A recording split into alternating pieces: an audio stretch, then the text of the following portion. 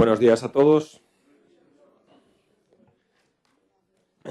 Celebramos el pleno, la sesión ordinaria del pleno de la Corporación correspondiente al mes de xaneiro de 2018. Venres 2 de febreiro de 2018. O primeiro punto, bueno, ahora dividimos o pleno en dúas partes. Parte A, parte resolutiva, e parte B, parte de control. Vale, o primeiro punto da parte resolutiva é aprobación se procede do borrador das actas das sesiones anteriores, plenos ordinarios do 26 de outubro e 30 de novembro, e plenos extraordinarios do 18 e 21 de decembro de 2017. Pleno ordinario del 26 de octubre se abstiene la señora Ramos Álvarez, porque no asistió. ¿Los demás están conformes? Gracias. O segundo... Correspondiente al 30 de noviembre se abstiene el señor Merelas García, porque no asistió. ¿Los demás están conformes? Gracias.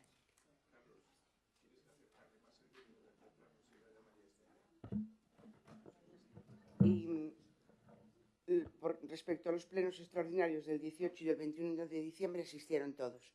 ¿Se aprueban las actas? Gracias. O segundo punto do pleno do día é resolución das reclamacións presentadas contra a aprobación inicial do orzamento municipal para o exercicio 2018 e a aprobación definitiva do mesmo. Fue dictaminado en la Comisión de Asuntos Económicos correspondiente al día 30 de xaneiro de 2018 y le corresponden al Pleno los siguientes extremos. Primero, desestimar las reclamaciones presentadas por no concurrir ninguno de los supuestos previstos en la legislación correspondiente. Segundo, prestar aprobación definitiva a orzamento municipal para o exercicio 2018 con el mismo contenido y la documentación en los mismos términos que foi aprobado inicialmente polo Pleno da Corporación. Terceiro, ordenar a publicación no BOP de A Coruña do orzamento aprobado para a súa entrada en vigor. Y, por último, facultar al alcalde para remitir definitivamente el presupuesto aprobado a los organismos correspondientes. Intervencións.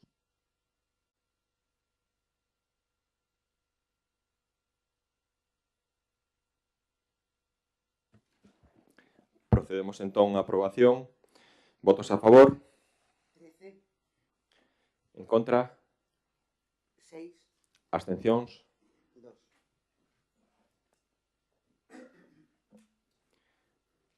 O punto número 3 do orde do día é a aprobación inicial se procede da ordenanza número 26 reguladora da concesións e subvencións municipais. Fue dictaminada en la Comisión de Asuntos de Pleno del 30 de xaneiro. Agradecer a los portavoces que dejaran modificar la propuesta que no estaba bien hecha, y ya está recogido en el dictamen de cómo quedaría. Primero, aprobar inicialmente el texto íntegro de la ordenanza número 26, reguladora de la concesión de subvenciones del tenor literal que se recoge. Segundo, someter a información pública de bandita ordenanza mediante anuncio no BOP por un plazo de 30 días para alegaciones, sugerencias o reclamaciones. Y por último, se entiende definitivamente aprobada si no se presentan alegaciones, publicarla en el BOP para su entrada en vigor, lo cual implicaría implícitamente derogar a la anterior ordenanza 26, que es la que tenemos actualmente en vigor. Y de ahí es de donde surge.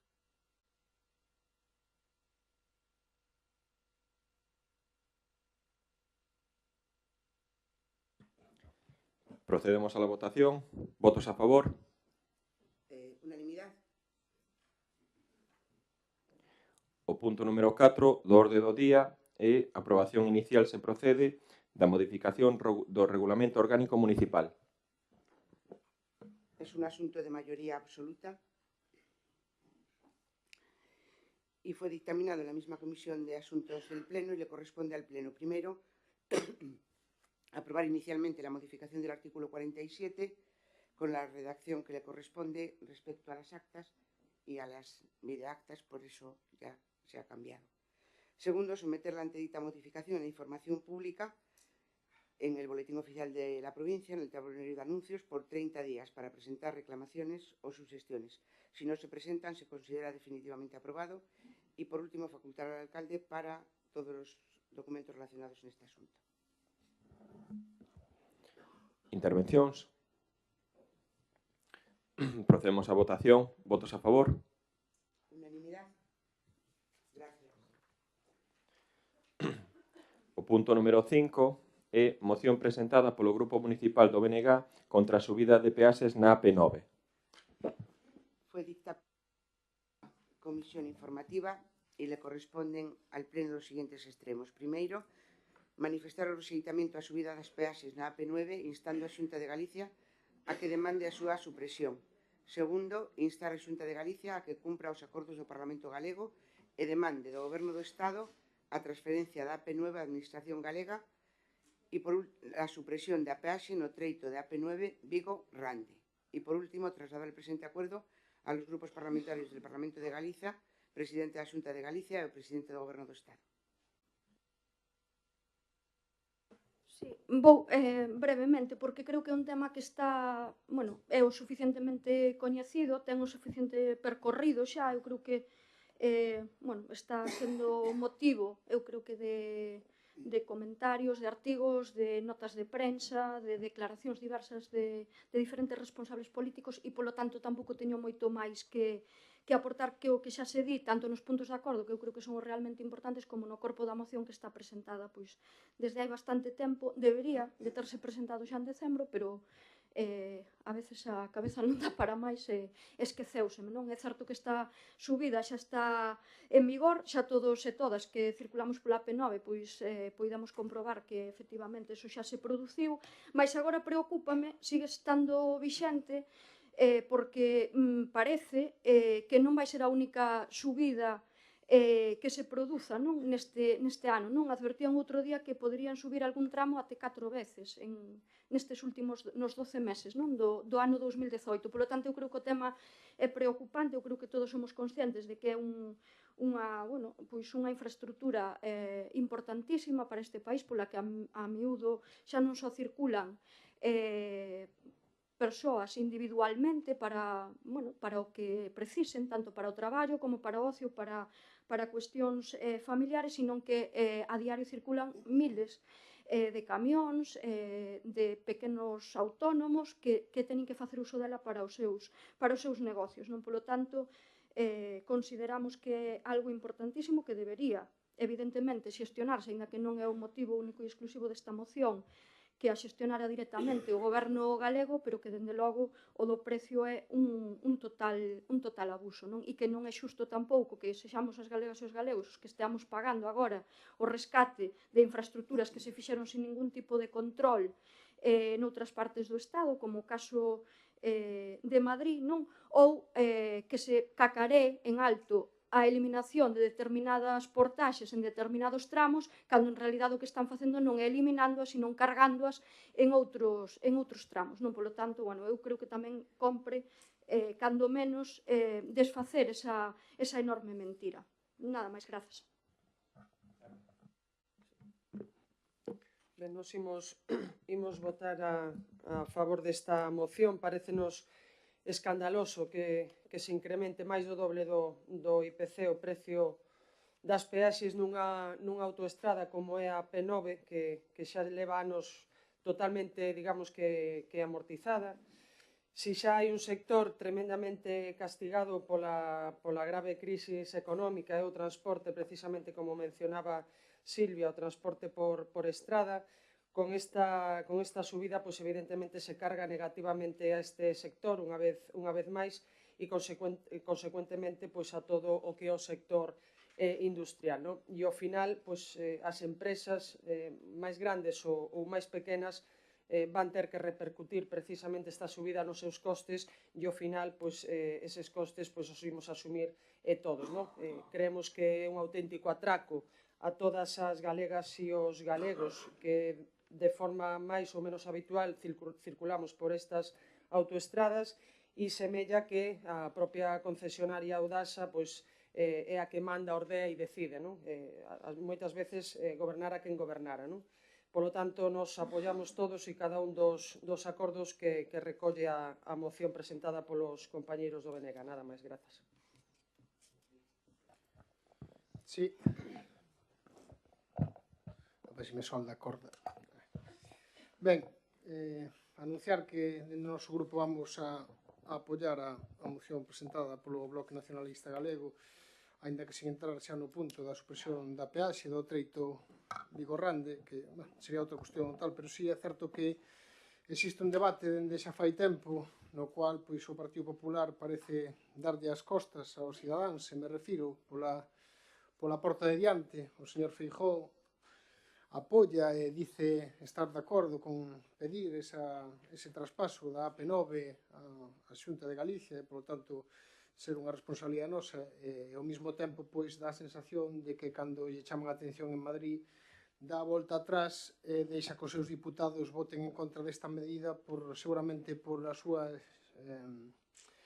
seu interese en suceder a Mariano Rajoy ao frente do Partido Popular, non? Dá espaldas aos galegos única e exclusivamente para asegurar ou buscar o seu futuro. Por lo tanto, eu creo que o Partido Popular, se quere facer as cousas cun poquinho de sentidiño e pensando nos galegos e nas galegas e a importancia de vertebrar Galicia cunha infraestructura como a AP9 que vai a sufrir un incremento completamente desmesurado nas súas peaxes, pois eu creo que debería solucionarse precisamente forzando e favorecendo a que se fixese efectiva pois, ese traspaso das competencias nesta autopista. E, por outro lado, si me gustaría deixar tamén en evidencia o que está pasando aquí, porque eu creo que todo ben ligado e todo deberíamos de facer. Estamos asistimos estes días pois, a eliminación da peaxe de Vigo-Redondela. Gustoume outro día escoitar como o alcalde de Vigo decía que era moi interesante, que era moi importante esta eliminación porque significaba a unión dun área metropolitana e, polo tanto, ser unha propia área metropolitana na cual viven xuntos, que non era lóxico que esa peaxe existise. Nese sentido, alégrome de que se escoitara as inquietudes tanto da xente que vive en Redondela como a que vive en Vigo, pero me gustaría seguir pedíndolle ao alcalde que faga a mesma presión que se fai ali para conseguir que tamén se considere unha área metropolitana a zona Arteixo-Coruña, que a eliminación esta da peaxe, que a estas alturas, despois dunha manifestación, dunha cacareada manifestación, despois de escoitar moitos movimentos de prensa, seguimos sin ver que nin tan sequera o novo ministro de Fomento se sente a falar co noso alcalde, cando foi ademais incluso tamén sacado en prensa nunha foto famosa nun congreso ou algo interno do Partido Popular no cual se decía que iban a sentarse a falar e que o ministro non teña nin tan sequera a sensibilidade de sentarse co alcalde do seu propio partido a falar da importancia da eliminación dunha peaxe vital para os cidadáns de Arteixo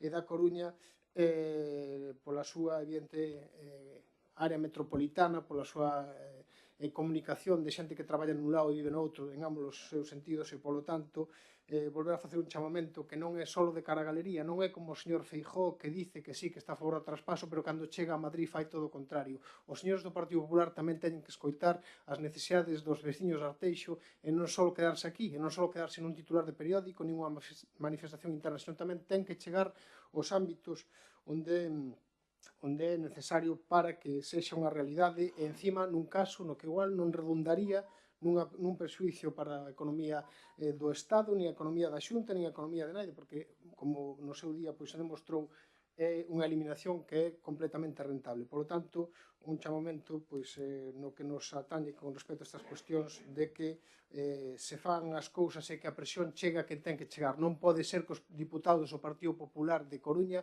non estén facendo un traballo forte co ministro de Infraestructuras para conseguir a liberación. Eu non vinto había ningún tipo de iniciativa dos diputados do Partido Popular en Madrid para conseguir a eliminación desta peaxe. Nada máis.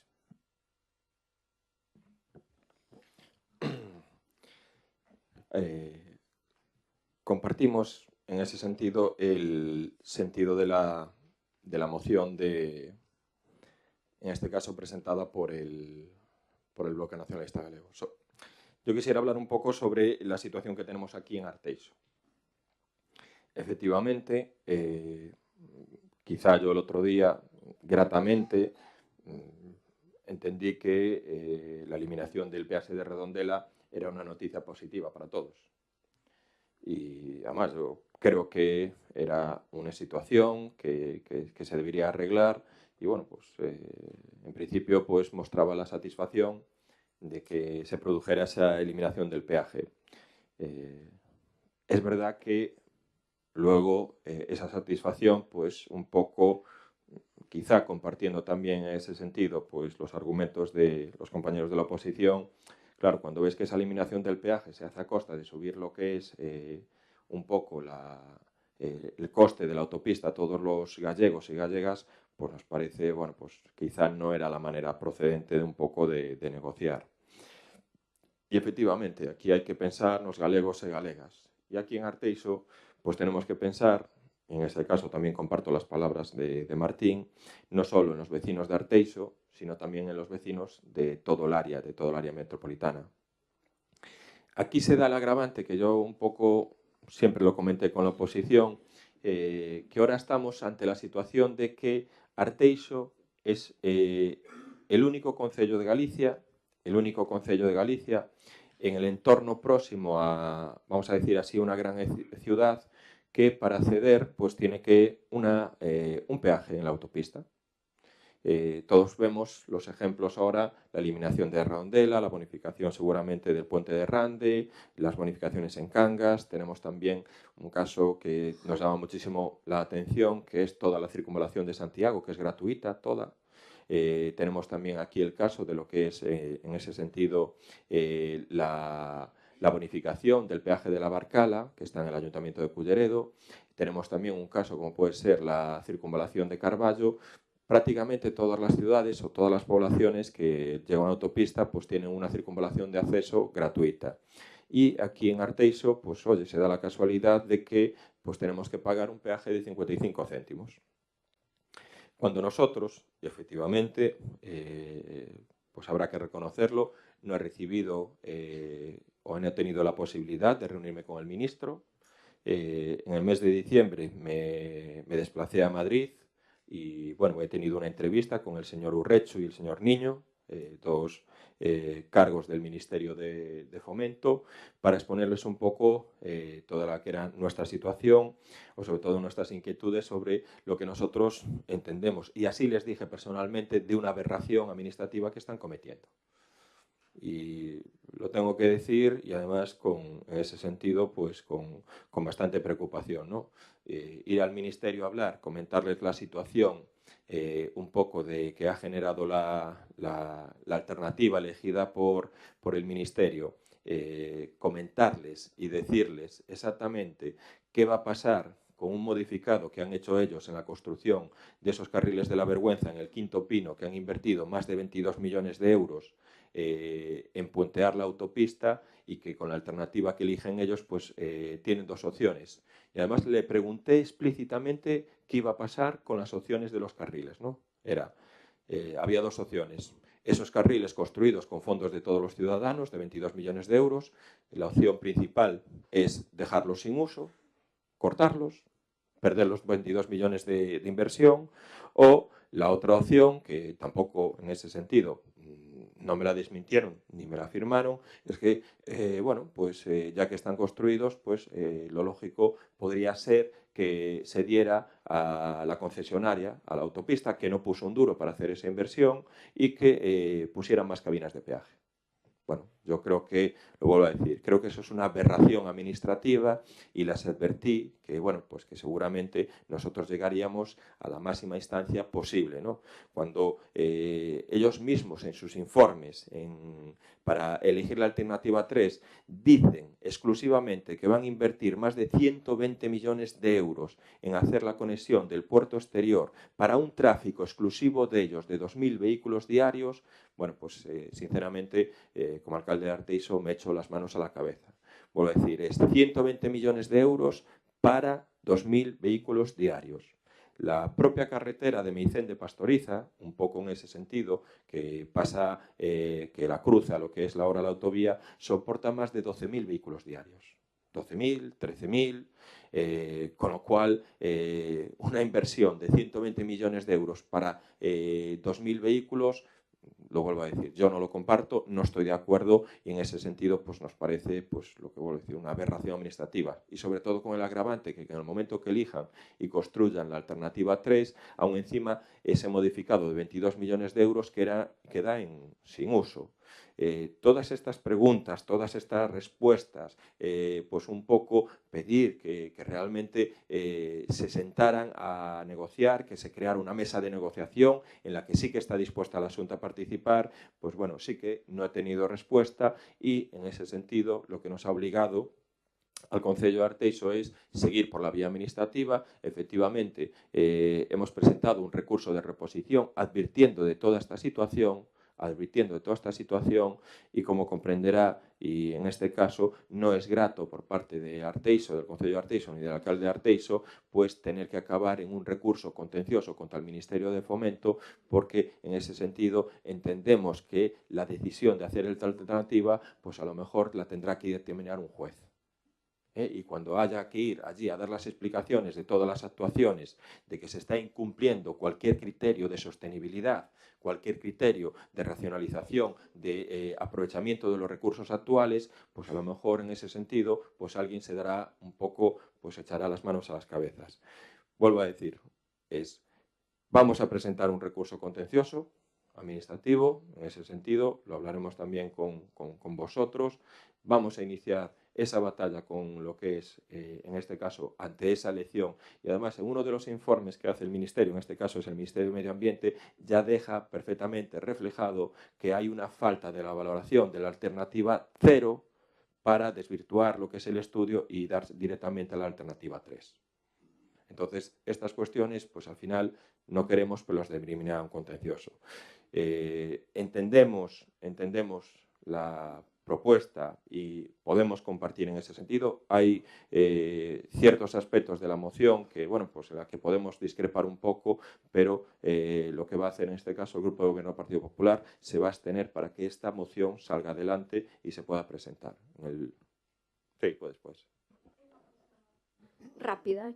A ver, a min, eu por aportar unha cuestión máis. Isto que está pasando ca peaxe de Redondela non é novidoso, Estamos pagando absolutamente todas as eliminacións de todas as peaxes que houve en Galiza, Hai unha partida específica nos orzamentos do Estado que aparece todos os anos reflexada e houve anos que incluso a propia Deputación Provincial da Coruña pagou cunha partida orzamentaria unha parte da eliminación da peaxe da Barcala. Quero dicir que non é para nada novidoso cando se di que se eliminan as cousas, en realidad o que se está dicindo é que hai unha negociación coa empresa e que se lle vai a seguir pagando de outra maneira, quero dicir, non directamente nas cabinas de peaxe, pero sí que se lle sigue pagando cos nosos impostos ese suposto desfase que hai. E unha última aportación, eu acabo-me de enteirar agora fai 5 minutos, bueno, antes de entrar no pleno, que xa levamos algo máis aquí, de que parece ser que hai veciños das Rañas que xa están recibindo notificacións do tema do novo vial. É dicir, non sei en que términos, porque non o puiden ver, pero sei que xa están recibindo notificacións da nova construción dese vial. Acabo de comentar. No solo es que a lo mejor implique después que aún encima haya que hacer expropiaciones y a los vecinos de Arrañas pues que les vaya a afectar, sino que aún encima dentro de lo que es el propio Ministerio que valora en 32 millones de euros la ejecución, lo que es la propia conexión con el viaducto de Pocomaco donde está la rotonda no lo presupuestan. Eso sí que no aparece en ningún lado. Y aún encima aquí con el agravante que produce todavía más indignación es que si eliminan los carriles de la vergüenza o se lo dan a una concesionaria, han gastado el Estado 22 millones de euros para favorecer a una concesionaria.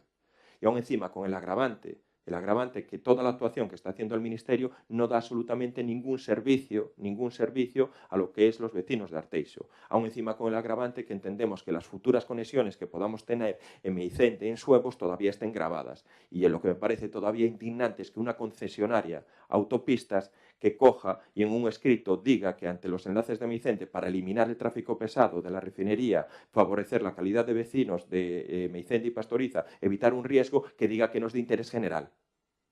El interés general era para hacerles, porque además ellos mismos obligaron a Fomento a hacer una actuación mucho más amplia de lo que estaba determinada en el proyecto. Lo obligaron a hacer esos 2 carriles de la vergüenza y aún encima a dejar una reserva para hacer un 3er carril en la plataforma actual. Hombre, yo creo que eso es un poco reírse de todos.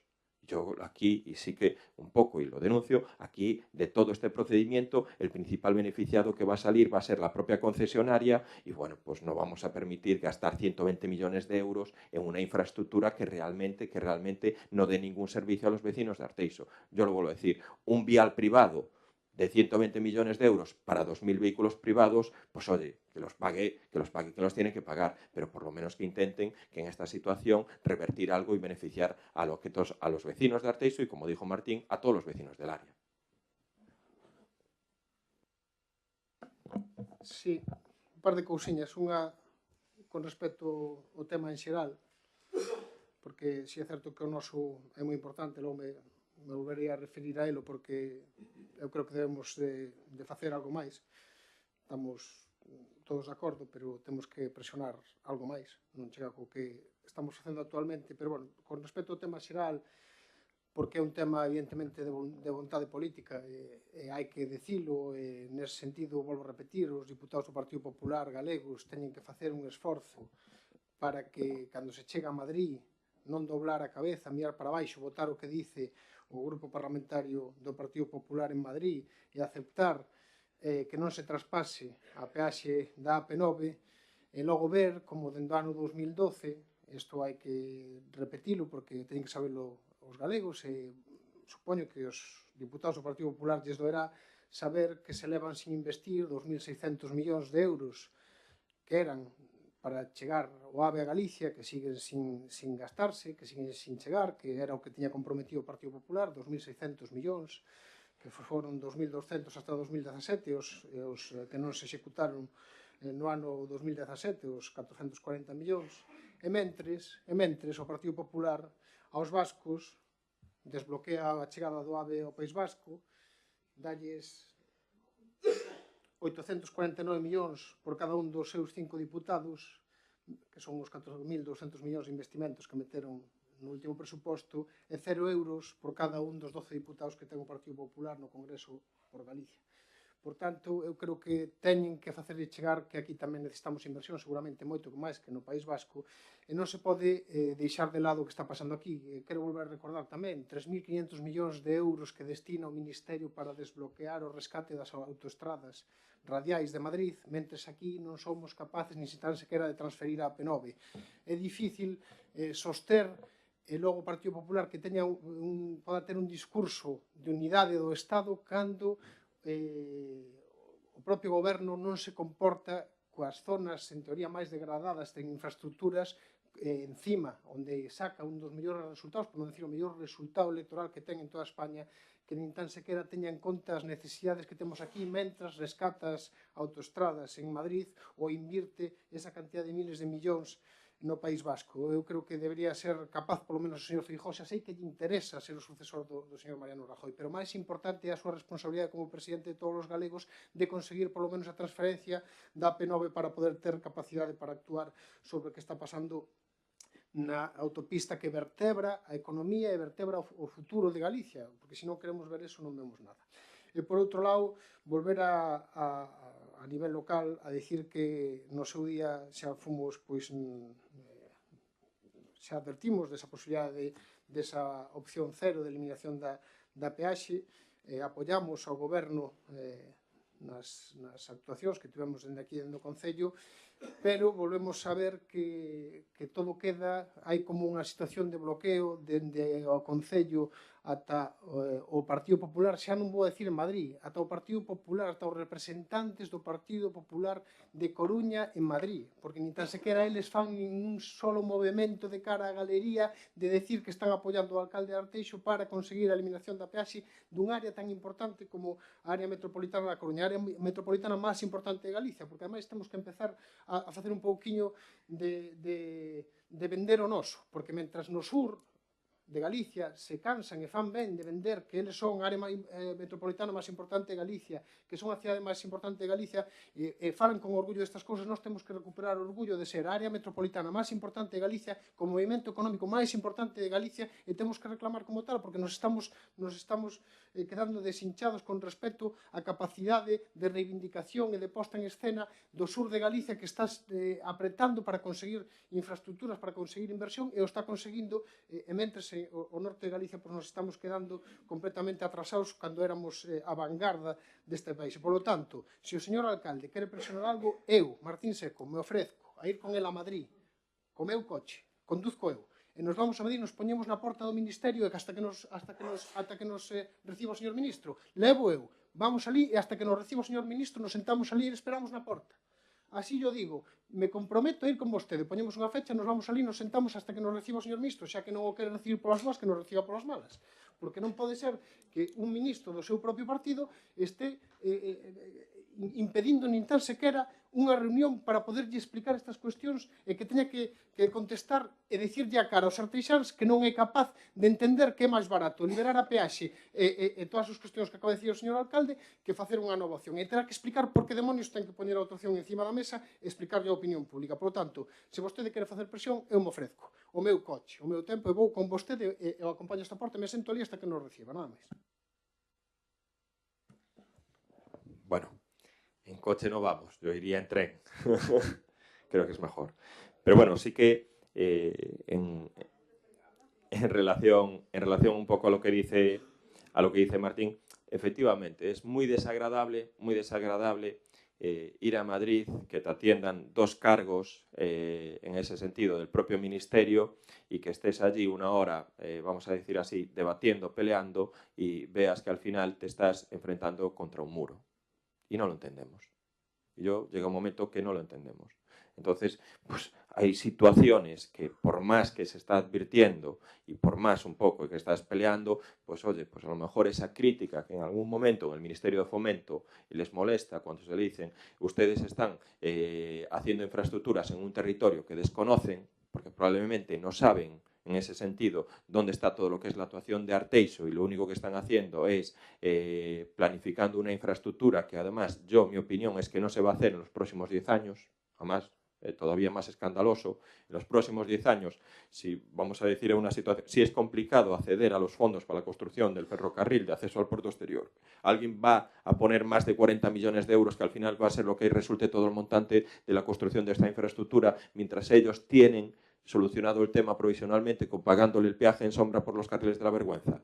Para 2.000 vehículos diarios, como dicen ellos. Actualmente son unos 400, 500 que utilizan los vehículos. La autovacía que va hacia el puerto, pues oye, nos parece un poco escandaloso ahora. Pero ir allí realmente y enfrentarte contra un muro, porque en el fondo yo creo que ellos entienden la situación y un poco la previsión o la pretensión que está haciendo el Concello de Arteixo. Pero lo vuelvo a decir, es territorio, infraestructuras, cohesión, sostenibilidade, se hace pisando y viendo los lugares. Desde Madrid y desde el Google Earth no se estructura ni vertebran los territorios y sobre todo no se pone en valor infraestructuras, porque nunca me cansaré en decirlo, 120 millones de euros para que en el año 2037 vayan 2.000 vehículos solo de uso exclusivo del puerto, eso es una aberración, una aberración. Entonces, en ese sentido, vamos a seguir peleando y lo vuelvo a decir, no es agradable por parte de este Concello tener que poner un contencioso administrativo, pero en ese sentido, pues si no nos queda más solución, pues que dictamine un juez si realmente esta infraestructura que está realizando el Ministerio de Fomento tiene un procedimiento y es correctamente la tramitación que están haciendo. Procedemos a la votación. ¿Votos a favor? 8. ¿Abstenciones? El punto número 6, moción presentada polo Grupo Municipal do PSOE para establecer un sistema público de pensións con maior capacidade e redistribución e reducción das desigualdades.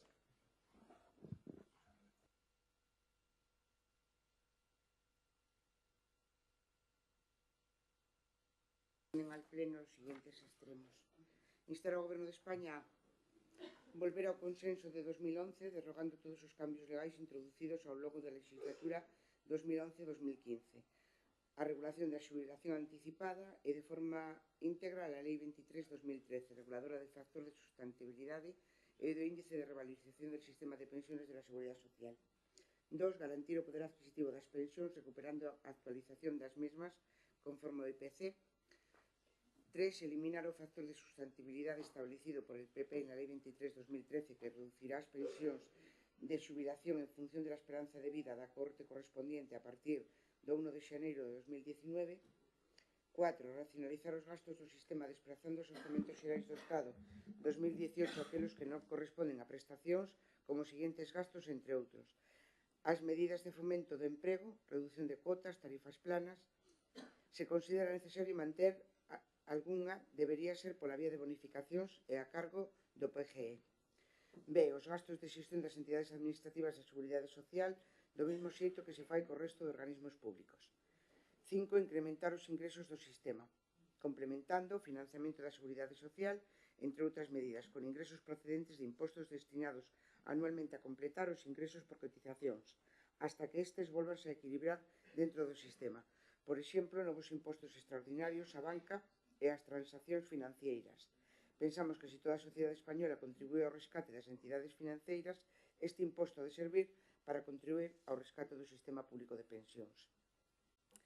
B. Intensificando a loita contra o emprego irregular e a fraude á Seguridade Social. 6. Mellorar a naturaleza protectora do sistema modernizando a xestión do fondo de reserva a través dunha mellora da súa regulación, recuperando o establecimento de límites á disposición de fondos con carácter anual. 7. Adoptar medidas específicas para ir eliminando progresivamente a brecha próxima ao 40% existente entre a cuantía das pensións dos homes e das mulleres, déficit de xénero. A. Aprobación dunha lei de igualdade laboral, co fin de eliminar a brecha salarial e, por tanto, de cotizacións, que se acaba derivando en pensións máis baixas. B. Recuperar a iniciativa legislativa socialista incluída na Lei 27 de 2011 de incrementar a pensión de viuvez para maiores de 65 anos, que non reciban outra pensión pública, ata alcanzar o 60% da base reguladora, medida que afecta de maneira mayoritaria ás mulleres. Introducir no Pacto de Toledo un novo principio de reequilibrio orzamentario, un concepto que implica unha procura constante de racionalización de gastos e de axuste de ingresos cada ano, e que terá efectos no medio plazo e ata finais dos anos 40 do século XXI. Sí, bo día, grazas. O sistema público de pensións constitúe política pública con maior capacidade de redistribución e reducción de desigualdades, o 46%. As políticas do PP representan unha seria ameaza para o sistema público de pensións. Coas súas políticas de emprego, o goberno de Rajoy puxo en perigo a sustentabilidade económica das pensións, que entraron nun período de déficits constantes e crecentes. E co novo mecanismo de revalorización que se desvincula do poder adquisitivo e co factor de sustentabilidade que axusta o importe da pensión en función da esperanza de vida, condena a seus pensionistas a un progresivo empobrecemento. E todo iso fixérono mediante imposicións en diálogo social e rompendo unilateralmente o consenso do Pacto de Toledo. Con estas políticas, o PP está a preparar o camiño para os fondos de pensións privados, en detrimento do sistema público da Seguridade Social. Os resultados desta política están á vista. Progresiva perda de poder adquisitivo das pensións, sensacións de incerteza nos actuais xubilados sobre se o Estado será capaz de pagar as súas pensións nos próximos anos, sentimentos de injustiza naqueles que contribúan ao sistema pero dubidan de que estes lles poden proporcionar unha pensión digna nun futuro, a 10 ou 20 anos vista. A desesperanza case absoluta por parte da mocidade que algún día poidan contribuir a ser protegidos polo sistema. O PP está laminando o sistema público de pensión, sometendo a un espolio permanente o Fondo de Reserva da Seguridade Social. O déficit foi compensado por retiradas masivas de fondo de reserva que, sen de contar con 66.815 millóns de euros a finais de 2011, sitúase no día de hoxe a 8.095 millóns de euros e que se non se esgotou totalmente foi como consecuencia do préstamo de 10.192 millóns de euros do Estado á Seguridade Social, contido na Lei de Orzamentos Xerais do Estado de 2017. A iso hai que engadir as cantidades retiradas do Fondo de Mutuas por importe de 8.621 millóns de euros nestes anos. En definitiva, necesitáronse fondos por importe de 93.251 millóns de euros adicionais ás cotizacións para poder facer fronte ao pago das pensións nos períodos 2012 e 2017. O ano 2018 comenzou na mesma liña e o PP, no canto de expor medidas serias e no marco do Pacto de Toledo e o diálogo social, decidiu seguir endebedando a Seguridade Social cun crédito de 15.000 millóns de euros. O Fondo de Reserva xurdido da reforma da estrutura financiera da Seguridade Social levada a cabo polos gobernos socialistas en 1989 e recolleito posteriormente como unha recomendación do Pacto de Toledo, estaba previsto para ser usado cando xurdisen as maiores tensións xeracionais sobre o sistema, en torno ao ano 2023. De non ser utilizado, o fondo tería hoxe máis de 90.000 millóns de euros, mesmo sen novas achegas. só en base á súa propia rendibilidade. En cambio, de seguir con este ritmo de gasto, a nosa hucha das pensións quedará totalmente baleira no ano 2018. É dicir, vais a esgotar 10 anos antes do previsto. Este escenario pon en risco a situación financiera da Seguridade Social e, en consecuencia, a garantía non só das pensións actuais, senón tamén especialmente das pensións futuras. Por iso, é imprescindible adoptar medidas que den estabilidade ao sistema. No PSOE consideramos que o dereito ás pensións e o acceso ao sistema de Seguridade Social debe considerarse un dereito constitucional e ser incorporado como tal na reforma da Carta Magna que propomos. Para iso expoñemos medidas destinadas a garantir o futuro do sistema público de pensións, recuperando o Pacto de Toledo e o diálogo social, aprobando un novo Estatuto dos Traballadores que promova dereitos laborais e emprego de calidade, e establecendo unha fonte complementaria de financiación das pensións a cargo dos presupostos xerais do Estado, como na maioría dos países da nosa contorna. Por esa razón, o PSOE defende un novo modelo para reequilibrar o sistema de pensións, mantendo o gasto, racionalizando outras partidas e incrementando os ingresos do sistema. E agora xa veñen as propostas de acordo que leo amablemente a Secretaria Xeral. Engadir algún dato a maiores, como que, acaban de revalorizar as pensións un 0,25 mínimo legal establecido, sen ter en conta o IPC previsto, dar algúns datos para que se vexa o ben que están os nosos pensionistas. No 2017 a luz subiu un 10%, o gas un 6%, o IPC a finais de 2017 elevouse un 1,2%, a bombona subiu un 2,1%. Tendo en conta que temos as pensións baixas de por sí, que Galicia ten o número de pensións máis baixas aínda, sin contar a fenda salarial, a fenda de pensións que existe no caso das mulleres, está claro que o poder adquisitivo dos nosos maiores vese reducido drásticamente. Un dato que non me invento, sino que ven nun propio informe do propio goberno, en canto a fenda de xénero nas pensións, resulta que se é grave no que son os salarios dos traballadores e das traballadoras, nas pensións ainda se agrava máis. Así temos que nasquelas mulleres maiores de 70 anos que cobran unha pensión están cobrando 39% menos que un home. De 65 a 69 anos están cobrando un 33,6% menos que un home. Nas novas altas de xubilación, entre xaneiro e abril de 2015, están cobrando un 26% menos que un home. Todos sabemos a que debido a situación máis precaria do emprego femenino, a necesidade, entre comillas, de que a muller se faga cargo das necesidades familiares en canto ao cuidado de menores, maiores, enfermos, etc., o que fai que normalmente no 90% das ocasións sexa a muller a que deixe o traballo, co cal non está traballando no mercado laboral, si que está traballando noutro mercado que non está reconocido, co cal non está cotizando polo seu traballo, o que repercute que cando chega a idade de xubilación ou non ter cotizado nada ou ten cotizado moi pouco e non lle chega non pasa dunha pensión máis que non contributiva, aínda que leve toda a vida traballando. Grazas.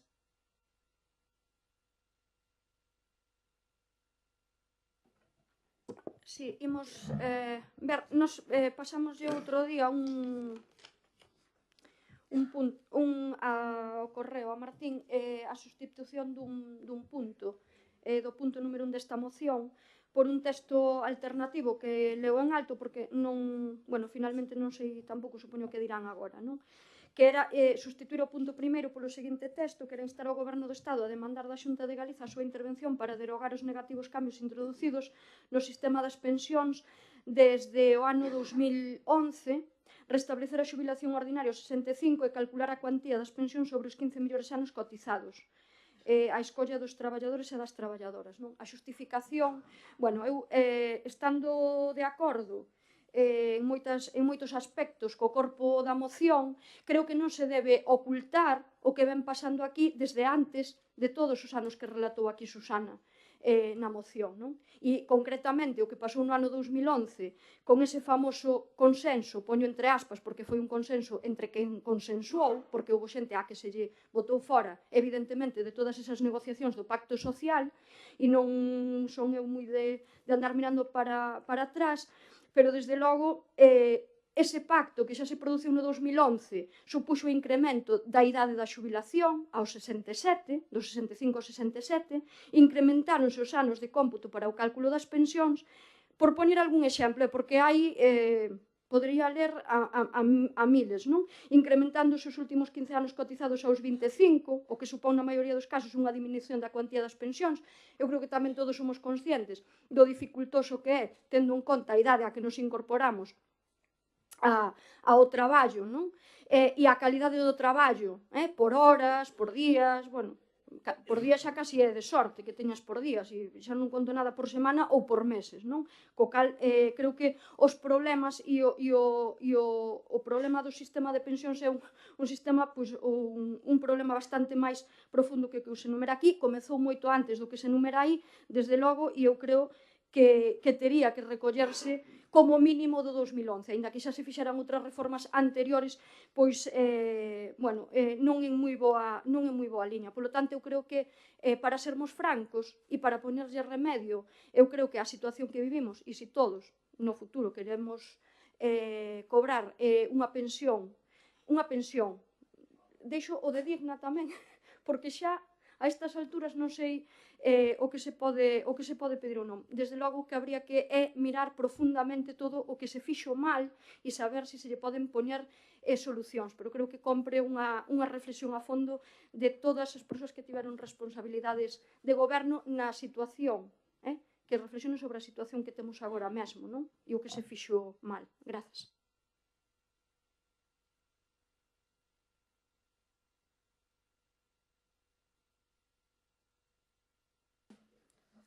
Bueno, bos días a todas e a todos.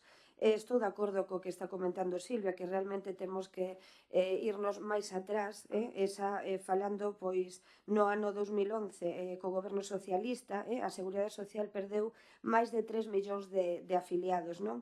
O superávit pasou do 1,31% do PIB en 2008 o menos 0,04 do PIB no 2011. Isto supuso pois un desplome no resultado da Seguridade Social, próximo aos 15 millóns. Polo tanto, desde que chegou o Partido Popular ao Goberno de España, pois houve unha evolución positiva en materia de emprego, tamén de afiliación, e o número e cuantía de prestacións tamén se incrementaron. Entón, o actual déficit serou medidas adoptadas polo goberno no ano 2011, como ben dicía Silvia. Entón, o mantemento do poder adquisitivo é prioritario para o goberno, e isto debe lograrse de forma compatible co obxectivo da sustentabilidade financiera. O goberno do PP modificou o instrumento de revalorización en liña coas recomendacións do Pacto de Toledo e as orientacións comunitarias para ter en conta outros factores ademais do IPC, para calcular a revalorización, e mantivo o poder adquisitivo das pensións desde a creación do índice de revalorización de pensións se o comparamos coa evolución media do IPC. Doutra banda, desde 2014 ao 2017, o número de pensións incrementanse nun 4,45%. En 2014 había 9.164 pensións, mentras que en 2017 pechouse con 9.572. A cuantía media das pensións tamén subiu un 7,55%. Polo tanto, o Fondo de Reserva da Seguridade Social foi creado nos orzamentos do Estado para o ano 2000, é dicir, gobernado por o Partido Popular. A solución financiera que está a dotar o Partido Popular, en definitiva, faino a partir do incremento do emprego, que provoca o incremento da afiliación e que leva un incremento na recaudación. A afiliación creceu a un ritmo de 3,4% e recaudaronse aínda así un 5,9%. Por tanto, o goberno tomou a mellor opción á espera dun acordo de grandes partidos. Se non chegamos a un consenso entre todos os gobernos, evidentemente, pois non vamos a seguir avanzando. Por tanto, hai que chegar a pacto nesa comisión permanente do Pacto de Toledo. E logo, para o PP, a participación e o diálogo social pois son a pedra angular da seguridade social. Dai que temos que seguir traballando nisto e nos, dende logo, pois, vamos a absternos, vamos a absternos para poder chegar a algún acordo. Aínda así, como proposta, co obxectivo de reforzar a equidade, dicir que o Partido Popular trasladou ao Pacto de Toledo que se estude aqueles traballadores que máis contribuíron ao sistema. Os que cotizaron polo menos 38 anos, e que se xubilen a idade ordinaria poidan elixir voluntariamente o modo de cálculo actualmente vixente pola lei ou alternativa dunha nova fórmula que contempla toda a súa vida laboral, se con iso vise mellorada a cuantía da súa pensión. Polo tanto, o noso favor vai ser de abstención.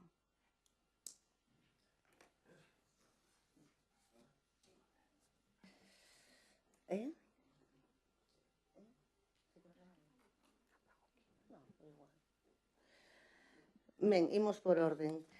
Agradecemos, como sempre, as aportacións que fai os compañeros do Bloque Nacionalista Galego, as mocións que presentamos, pero neste caso pensamos que o noso punto 1 está ben así e consideramos deixalo desta maneira. É certo que o tema das pensións en España non é cousa de agora nin de hai 2 meses, é cousa de hai tempo. O Pacto de Toledo é un pacto moi importante en canto ao tratamento e as políticas que se deben de seguir de cara ás pensións e ás prestacións, tanto as contributivas como non as contributivas. O que pasa é que o Pacto de Toledo últimamente está un pouco desvirtuado, porque resulta que se puxo de moda o Real Decreto Legislativo do Goberno e a base de decretazos nos cargamos o Pacto de Toledo. Os axentes sociais, os axentes sindicais, aos políticos, están sen convocar. Así, por moito Pacto de Toledo que teñamos, queda moi bonito no papel, pero non nos vale para nada. O Real Decreto Legislativo do Goberno elimina ao 3% de uso anual da hucha das pensións para darlle carta libre e entre o 2015 e o 2016 vaciámola totalmente. Está ben que xa Zapatero xa hai tempo que non é presidente do goberno. Está clarísimo que xa quedou demostrado, e non o vou seguir demostrando agora aquí mesmo, que non é certo que estivese en quebra. A hucha quedou chea e agora está baleira. Está baleira por moitos motivos, porque cada vez que había unha cousa que tapar por aí un parche, a hucha. Cada vez que non sei que, a hucha. Por que se vacía tamén a hucha? Porque as arcas da Seguridade Social están vaciándose e están en déficit. Porque estamos facendo unhas políticas de emprego que vinculamos esa financiación ao orzamento da Seguridade Social en vez de financialo mediante os orzamentos xerais do Estado. E se estamos facendo políticas activas de emprego na que poñemos tarifa plana aos empresarios nas cotizacións da Seguridade Social, a hucha e a Seguridade Social enchese cas cotizacións. Si estamos creando millóns e millóns de empregos, porque aquí parece que estamos creando, que temos unha fábrica de empregos por aí adiante, pero resulta que son empregos precarios, no que cobras 200 euros ou 300 euros ou 500 euros por 12 horas de traballo durante 2 días, 5 días, un mes. Canto menos sea a base de cotización, eu non son de números que son máis ben de letras, pero hasta aí chego, canto máis vai ser a base de cotización, máis baixo é o que se vai ingresar na Seguridade Social. A Seguridade Social non se enche por arte de birloque, enchese cas cotizacións dos traballadores e dos empresarios. Se o traballador cobra unha miseria e o soldo base é unha miseria, a base de cotización é unha miseria, obviamente vai entrar unha miseria na Seguridade Social. Se a cuota empresarial se reduce a 0 ou a 1% ou 2% ou 5% do que tiña que pagar, a hucha vai se vaciando e a Seguridade Social entra en déficit. Despois temos máis perversións. Agora resulta que vivir moitos anos e con calidade é pecado e delito neste país, porque se está penalizando que as novas medidas que está implantando o Ministerio para revalorización das pensións. O sea, se eu vou vivir hasta os 90 anos, vou cobrar menos que un que vai morrer cando teña 70. En que cabeza cabe eso? En ninguna. Resulta que se vincula ahora a esperanza de vida que poidas ter, pero non se vincula como se facía antes o IPC para a revalorización. está a regularización por lei, entre o 25 e o non sei canto, e resulta que aplicamos o mínimo, e resulta que a vida sube un 10%, un 6%, o IPC un 2%, un non sei que do por cento, a min as contas non me cadran. E menos os pensionistas. E moito máis cando en moitas casas, ben o sabemos, da pensión están vivindo non só o pensionista, sino que tamén está vivindo o fillo, a filla, máis o neto, pola situación actual. As pensións non é ningún regalo, non é unha esmola. Eses tempos de esmola de sopa boa pasaron en moito tempo. Cada traballador de nós estamos planificando a nosa pensión. Estamos aportando todos os meses cartos para o día que nos toque xubilarnos ou que teñamos que xubilarnos antes por enfermedade ou por outros motivos, que teñamos aí eses cartos. Estamos cultivando a política do medo, en que non imos ter unha pensión. Estamos favorecendo a todas as grandes empresas aseguradoras para que fagamos seguros privados. E o mesmo está pasando ca sanidade. E incluso nos Sergas, mira, é que se non aceptas ir a un privado, vas tardar 6 meses máis. Eso é chantaje. Eso é extorsión. Extorsión e chantaje institucional. E o resto son contos chinos que nos poden contar. Grazas. Unha cousiña breve. A verdade é que estou sorprendida que si a situación que leu a Conselleira de Benestar Social é a que reflexa con ese papel, non? O raro é que non vote en contra, porque se é tan idílica e maravillosa, pues, é raro, non? Que se absteñan, francamente, porque con esos datos eu creo que todo o mundo defendería a capa e espada todas as reformas que fixo o goberno, pero que a realidade dun papel e dos datos dun papel choca de fronte coa que vemos todos os días a pé de rúa. E evidentemente o que vemos todos os días, e que supoño que ela tamén ve, é máis polo departamento que preside, é totalmente contraria ou desmente absolutamente nun 100% os datos que acaba de aportar, porque que senón non se entende. Claro, eu simplemente antes decía, aquí comentouse antes o da subida das pensións, nun 0,25%, cando teria que ser o 1,5%, creo que é, non? Claro, por que non se sube o que incrementa o IPC cando como mínimo? Porque se podría máis. Bueno, pois porque o Partido Popular no ano 2013 eliminou a lei que permitía que eso se fixese así, ou que se tivese que facer así, e que fixo? Non afectou só directamente no inmediato, senón que eso vai a ter repercusións no cobro das pensións futuras. Cando vayamos a solicitar a nosa pensión, se ainda temos a posibilidade de facelo, veremos como disminúen en parte por esa eliminación legal, non? Pero a maiores a min tamén me gustaría aportar outros dous datos, non? Para a situación. O 60% dos pensionistas e das pensionistas, en a maior parte son homes galegos e galegas, están por debaixo do salario mínimo, o 60%, que nos pode dar conta do ben que se pode vivir con eso, simplemente podemos facer unha proba se queremos, non?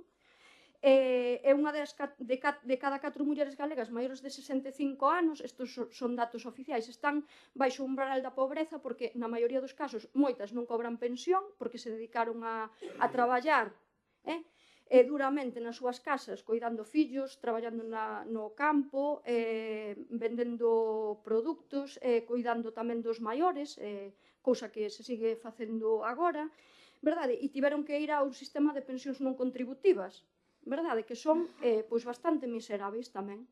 Entón, eu creo que dá conta, evidentemente, eso sí que son datos reais. A maiores, se temos en conta cal é a situación real do mercado laboral, que creo que todos coñecemos, pois evidentemente esos datos quedan moi bonitos pintados nun papel. Eu tamén son capaz de facer as contas, é seguro, porque os números saen como saen, pero todos coñecemos a moitas persoas que xa non teñen prestación por desemprego, a moitas persoas, incluso no sistema público, en institucións públicas, como é o caso da sanidade, que se mencionou aquí, que é o caso máis escandaloso, no que se chama a xente para traballar por horas. Se lle chama a 1 da tarde para que se incorpore ao turno das 3. A persoal médico sanitario, así del. E a xente que a chaman para ir a traballar a outra punta do país por un día ou por 2 días. e non te negues. E cada vez hai máis contratacións por horas, e iso, por que está a hucha das pensións baleira? Porque evidentemente non hai cotización, porque é imposible que exista unha base normal de cotización se se cobran pois a hora, a 10 euros, a 5 euros, ou se regalas horas, evidentemente, aos empresarios. Polo tanto, eu creo que é unha reforma moitísimo máis profunda e que me dá a sensación de que ninguén quere abordar, porque creo que aquí hai uns grandes beneficiarios, non? Que son efectivamente estes fondos buitres, verdade? Que nos obrigan agora, non, a facer seguros médicos e a garantizar que o noso futuro, pois, facendo todo iso. Por certo, un dato, e remato xa, chamoume a atención cando dixo que se incrementaran as pensións, non? O número de pensionistas nun 4%, home, sí, claro, como que cada vez hai máis xente xubilada, porque cada vez o envellecemento da poboación ou a pirámide poboacional, pois en Europa, xa non digo só no noso país, que é dramática, e non é precisamente isto un concello reflexo de todo iso, non sei, pero a situación deste país é dramática. Cada vez hai máis xente maior, menos xente nova, porque non hai xente nova, ou tuvo que emigrar ou non nace xa directamente, e evidentemente, afortunadamente, pois duramos máis. Entón, eu creo que xa é a situación, e máis que medrará, claro. A ver se se poden pagar, evidentemente. Grazas.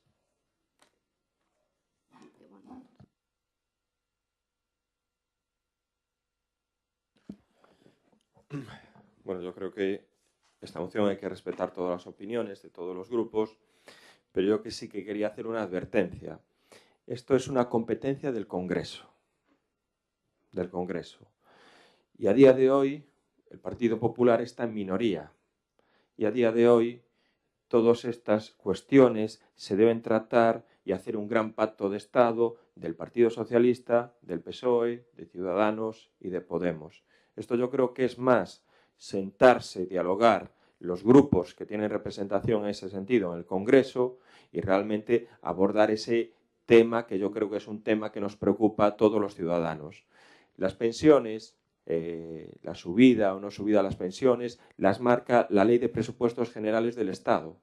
Y lo vuelvo a decir, a día de hoy el Partido Popular no tiene mayoría. Lo que se requiere es, en este caso, sobre todo, un gran pacto de Estado de todas las fuerzas políticas, porque yo entiendo que esto es un tema que va a abarcar a todos los ciudadanos en un futuro. Y la perspectiva de crecimiento y de envejecimiento de la población, pues probablemente ponga en una situación preocupante el sistema de pensiones. Y efectivamente, al final va a ser el Estado, en base a sus presupuestos, quien va a tener que ayudar y aportar al fondo de compensación o al fondo de pensiones. Pero esto se resuelve sobre todo con un gran pacto de Estado entre todas las fuerzas políticas que están en el Congreso. Procedemos a hacer la votación. ¿Votos a favor? 6. ¿Abstenciones? 15. El punto número 7 es moción presentada por el grupo... Se va Susana. Ya. Sale un momento, Susana. Es moción presentada polo Grupo Municipal do PSOE para a elaboración e incorporación ao futuro Plan de Vivenda Estatal dun programa de prevención e atención a persoas sen fogar. Ana? Espera. Ana, ya. ¿No lees tú los acuerdos? Sí, Ana. Buenos días a todos.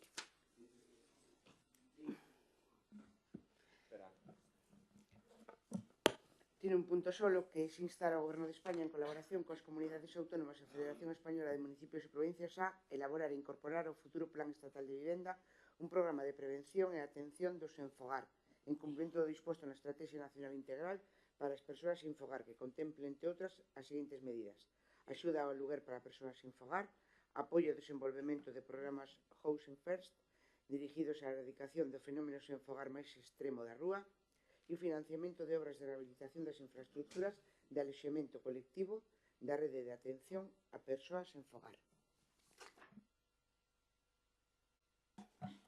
Ben, O Instituto Nacional de Estadística sinala que en España 23.000 persoas atópanse nunha situación de desenfogar e fan uso dos recursos especializados. Pero, ademais, segundo a Organización do Sector, polo menos hai 8.000 persoas máis que están fora da rede de atención e que viven e permanecen de forma estable nas rúas. As características e historias de vida destas persoas son diversas, pero todas comparten unha mesma situación. Non dispoñen dunha vivenda, dun fogar. Con todo, e de forma paradoxal, as políticas de vivenda non prestaron atención ao fenómeno do desenfogar. De maneira que aquelas persoas cuxa situación de exclusión ben definida pola ausencia de vivenda non son un colectivo prioritario para as políticas precisamente dirixidas a favorecer o acceso ao dereito a unha vivenda. E iso, a pesar de que contamos con unha ferramenta, a Estratexia Nacional Integral para as Persoas en Fogar. Esta é unha ferramenta que o Goberno de España aprobou no 2015 para dar resposta á situación deste colectivo outorgando a vivenda un papel relevante en par e por fin ao sen fogar. A estratexia destaca a implicación das administracións con competencia en materia de vivenda para facilitar o acceso das persoas sen fogar á vivenda pública ou privada. Pero tampouco se fixo por parte das administracións para por fin a este fenómeno do senfogar que vai en auxe e as cifras demóstrano. E que tradicionalmente o senfogar abordouse como un problema de servicios sociais, pondo o foco da intervención en características individuais das persoas.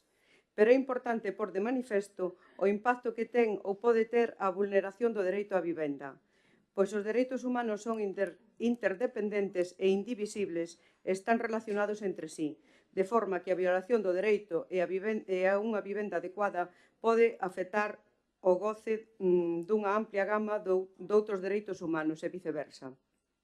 É por isto que debemos dar respostas efectivas ás persoas en fogar, atallar o problema con medidas reais e é por iso, a través desta moción, que queremos instar ao Goberno precisamente a iso, a adopción de medidas concretas destinadas a abordar o fenómeno do senfogar. Por todo isto, o Grupo Municipal Socialista presenta para a súa consideración e aceptación polo Pleno Municipal esta moción instando ao Goberno de España en colaboración coas comunidades autónomas e a Federación Española dos Municipios e Provincias a elaborar e incorporar a un futuro Plan Estatal de Vivendas un programa de prevención e atención do senfogar, en cumprimento co disposto na Estratexia Nacional Integral para as persoas en fogar que contemple, entre outras, as seguintes medidas: axuda ao aluguer para persoas en fogar, apoio ao desenvolvemento de programas Housing First dirixidos á erradicación ao fenómeno sen fogar máis extremo na rúa e financiamento de obras de rehabilitación e infraestructuras do aloxamento colectivo da rede de atención a persoas sen fogar. Quería aportar outros datos. En España existen actualmente, según os datos do Instituto Nacional de Estadística, uns 691 centros que acollen a diario a 16.437 persoas. Según Cáritas, en Galiza están na rúa aproximadamente 3.600 persoas e dispoñemos de 41 centros que os poden acoller. Vai en aumento de máis de un 20% dende o ano 2014. O 74% das plazas de albergues están orientadas a estancias temporales. Solo o 12,8% das persoas que viven na rúa reciben unha renta mínima. O 44% das persoas que viven na rúa levan máis de 3 anos nesta situación. España ocupa o posto 24 dos 35 países da OECD, o 24 está pola cola, na loita contra a erradicación do senfogar. Encontrase España no número 18 dentro dos países que forman a Unión Europea, tamén se encontra nun posto bastante baixo no número 18 na loita do mesmo problema, estando por detrás, solo por riba de Chipre, Hungría e Rumanía e moito por detrás de Alemania, de Francia, de Portugal e de Italia. E quería ler uns artigos da Constitución Española,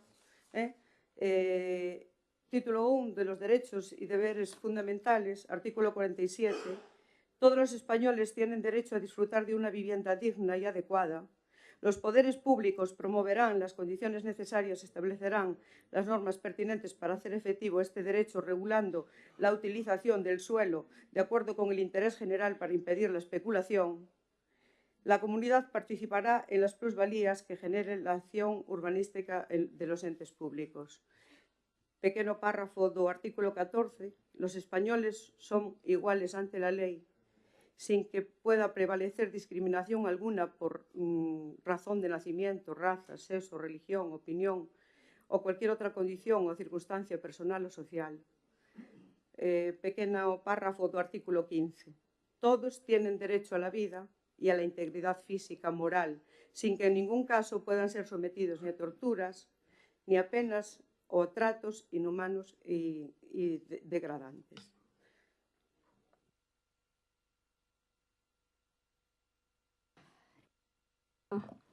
Intentarei. Bueno, sempre di que cando dis que va a ser breve, ao final acabas liándote. Bueno, non digo nada. Menos mal que apareceu a Santa Constitución para ilustrarnos a todos, e que ninguén a cumpra, claro, porque esa é outra, ou só a parte que a algunha xente lle interesa, non? É unha historia, porque é un dos artigos máis, efectivamente, ese o do dereito ao traballo máis comentados dese texto, que en absoluto nunca creo que separara case ninguén a que se poidasen cumprir. Bueno, en fin, unha cuestión, neste espírito a parte constitucional e recentralizador que nos invade ou que invade a unha maioría da población, simplemente decir unha cuestión: as competencias en vivenda están transferidas ás comunidades autónomas, polo tanto eu creo que sería bo, aínda estando de acordo con que temos un problema de vivenda importante, de infravivenda importante, e que creo que ninguén é alleo a que, se te das unha volta por calquera cidade galega, nos últimos anos hai un incremento moi sustancial, estábamoslo comentando agora, non? De persoas que viven en portais, en tendas abandonadas, etc., non? E que é complicado facer intervencións en moitos casos, incluso, non, para poder leválas a centros, co risco que eso supón, e co risco físico, non, para esas persoas que supón estar na rúa en unhas situacións pois bastante deficientes, moi deficientes, non? E bastante penosas. Creo que tamén se lle debe exixir as mesmas medidas á Xunta de Galicia e trasladalo tamén á FEGAM, que é un organismo no que están representados todas as corporacións locais, e, por tanto, creo que tamén desde aí se podería traballar na dirección, non, que indica o corpo da moción. Grazas. Bueno, ben, estamos a falar, levamos casi todo o tempo falando a nivel estatal, das competencias a nivel estatal. Eu boto en falta tamén por a vosa parte, pois igual, suxestións e demais relativas ao ámbito local, que realmente no que podemos estar traballando é poder chegar realmente aos nosos cidadáns, non? Quizáis boto máis en falta iso que estas grandes, que tamén, por suposto, temos que aportar, pero non temos competencia nelas. Si o quería poñer encima da mesa.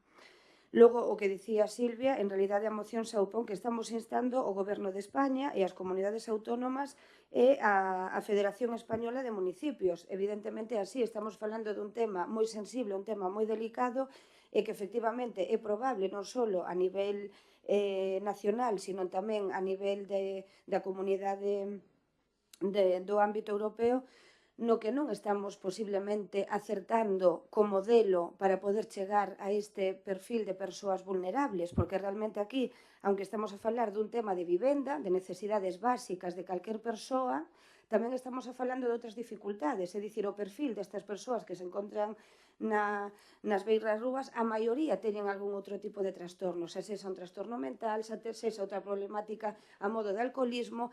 Polo tanto, temos que falar, pois, evidentemente, de vivenda, porque é unha necesidade básica e fundamental que temos que facilitar e promover para todas as persoas, pero, sin dúbida, temos que falar de un programa moito máis integral no que podamos chegar a esta xente. Como dicía Silvia, a veces nos costa intervir, nos costa sacar a unha persoa de beira da rúa.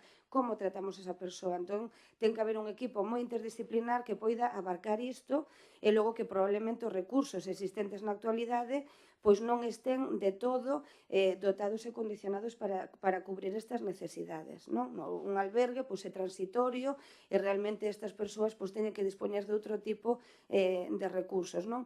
Pero sí quero destacar que son perfís moi vulnerables e que teñen outro tipo de dificultades que se non abarcamos e non chegamos a facer unha intervención interdisciplinar, o ofrecer a vivenda non é suficiente, porque estas familias e estas persoas volven ás ver as rúas. Por lo tanto, o noso voto vai a ser en abstención pois para seguir traballando na mellora de todos estes recursos. Gracias.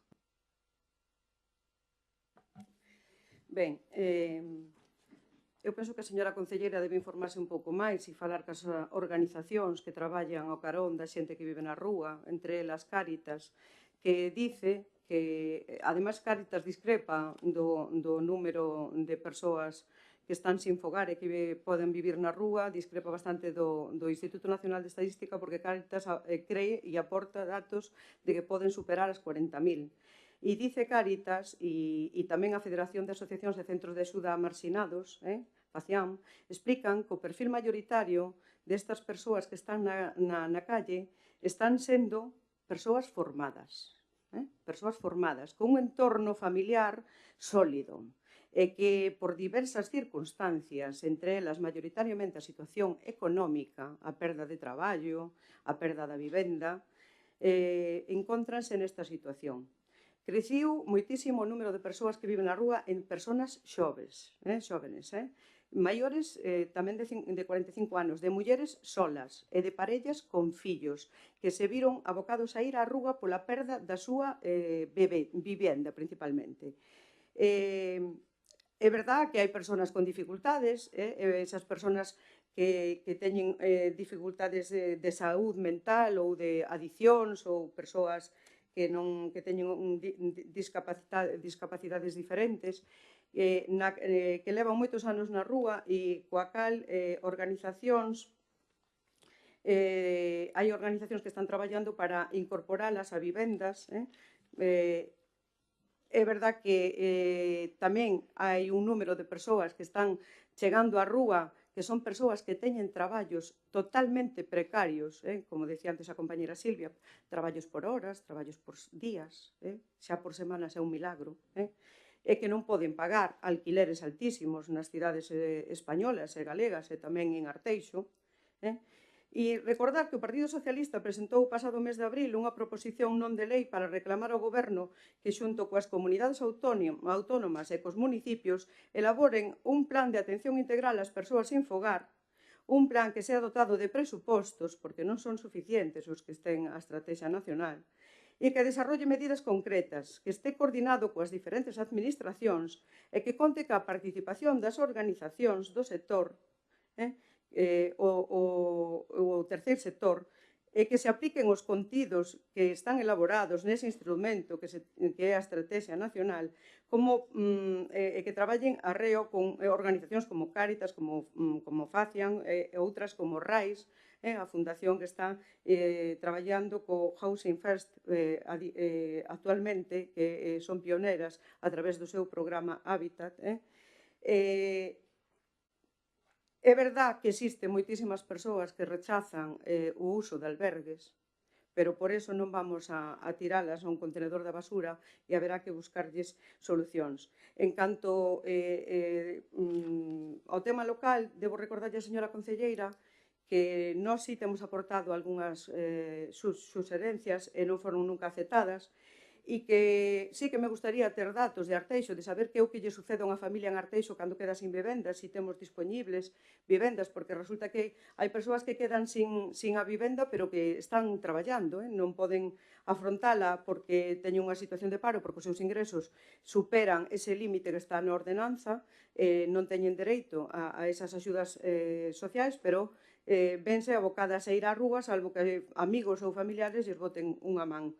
Recordarlle que aquí neste Concello se creou ou se fixo propaganda de a creación, diría eu máis ben, de a creación de un comedor social e todavía seguimos esperando onde está situado e como funciona, etcétera, etcétera. Algo típico do Partido Popular pois non mirar hacia os pobres, evidentemente. Onte daban os datos os medios de comunicación que os ricos en España son cada vez máis ricos, os pobres somos cada vez máis pobres.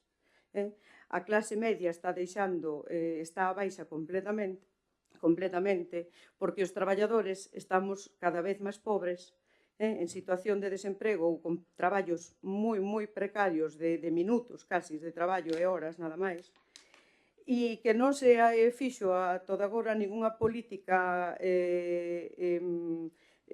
interesante nin boa hacia a vivenda social, hacia vivenda pública para que a xente que non temos grandes sueldos poidamos pagala.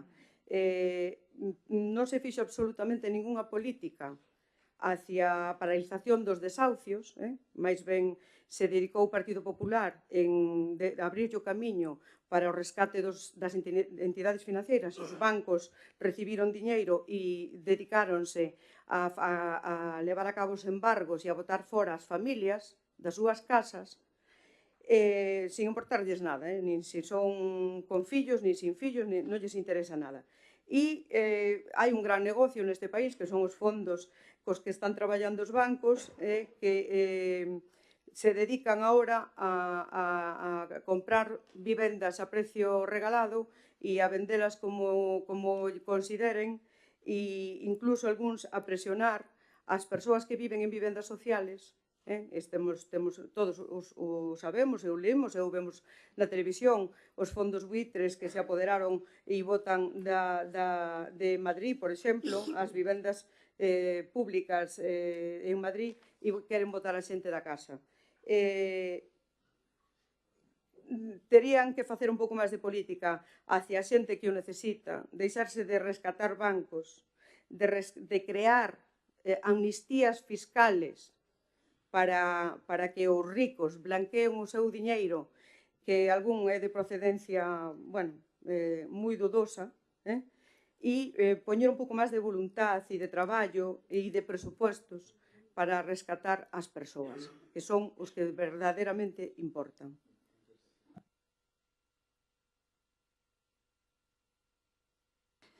Sí, bueno, estou de acordo contigo no apoio ao terceiro sector, que realmente temos que apoialos, que sabemos que están traballando nese tema, pero quen ten que liderar evidentemente a administración este tipo de proxectos, de aí que se está traballando no plan estatal. De feito, foi moi pouquiño, foi un acto da Xunta de Galicia, da Dirección Xeral de Inclusión, que están traballando no tema da vivenda, de facilitar a vivenda, e foi nese encontro onde realmente saíron moitos datos e saíron que realmente os recursos que estamos ofrecendo hai que darlle unha volta e hai que seguir traballando na liña da mellora.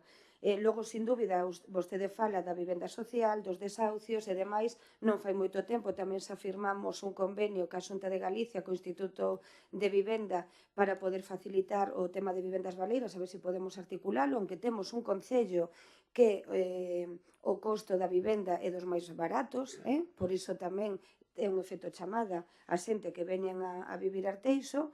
E logo temos a emerxencia social que vostedes coñecen e que no caso de que haxa unha necesidade real, xa sexa por un desahucio dunha familia que teña necesidades de vivenda, estamos aí para apoialos.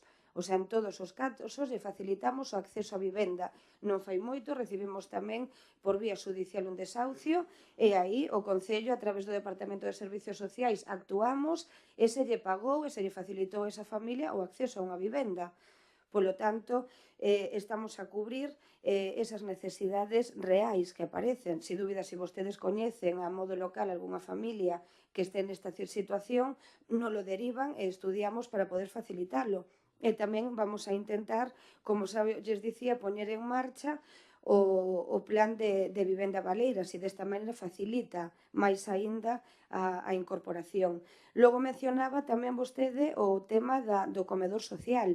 O comedor social, é unha opinión xa persoal miña, pero sí que quero pôr de manifesto, realmente a poboación que estamos a dispor no entorno do local de Arteixo, queremos favorecer outro tipo de políticas, de calidade, que as nosas persoas, que os nosos veciños poidan disfrutar dunha prestación e que eles mesmos sexan autónomos para manexarse na súa vida diaria, é dicir, pois se queren ir a facer unha compra con normalidade, como calquer persoa, sin etiquetas, porque fixemos melloras en ese tema, que unha persoa xa non vai con un vale ao entorno, sino que fai uns meses firmáramos un convenio con Eroski para que estas persoas con normalidade accedesen ao supermercado e se fixeran a súa compra, eles se manexan, eles cociñan a súa comida. E logo si temos un comedor social, se o poden chamar así, que hai unha ordenanza reguladora que poden ver ademais, no que hai un perfil moi vulnerable, que está no centro da Baiuca. Pero son casos moi concretos e moi específicos que hai unha intervención ou seguimento por parte do equipo técnico, moi específico. Pero realmente é a modo técnico, que hai unha valoración tamén do equipo técnico, valoran non a necesidade dese comedor social. Quizás nas grandes ciudades, porque hai outro tipo de perfis e demais, si é necesario. Pero a nosa tendencia pois, vai por outro lado, favorecer, en todo caso, a normalización destas persoas, sin etiqueta. Incluso en algún caso falamos de os tickets de comedor, que isto incluso faláramos con vostedes, unha das propostas demais, pois está encima da mesa para valorar, pois por que non? O sea, que esta persoa poida ir a un restaurante da zona e que coma con... Pois ben, esa línea pois nos parece máis asustada que a un comedor social que na actualidade non temos ese perfil de poboación. Ainda así, o temos na Baiuca para perfis moi concretos e que hai unha intervención moi específica. Gracias.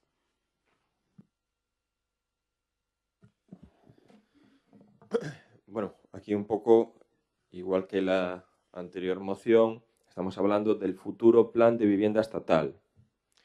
Lo vuelvo a decir, y podemos compartir argumentos que presentan ustedes en esta moción, pero igual que en la anterior, no hay mayoría en el Parlamento.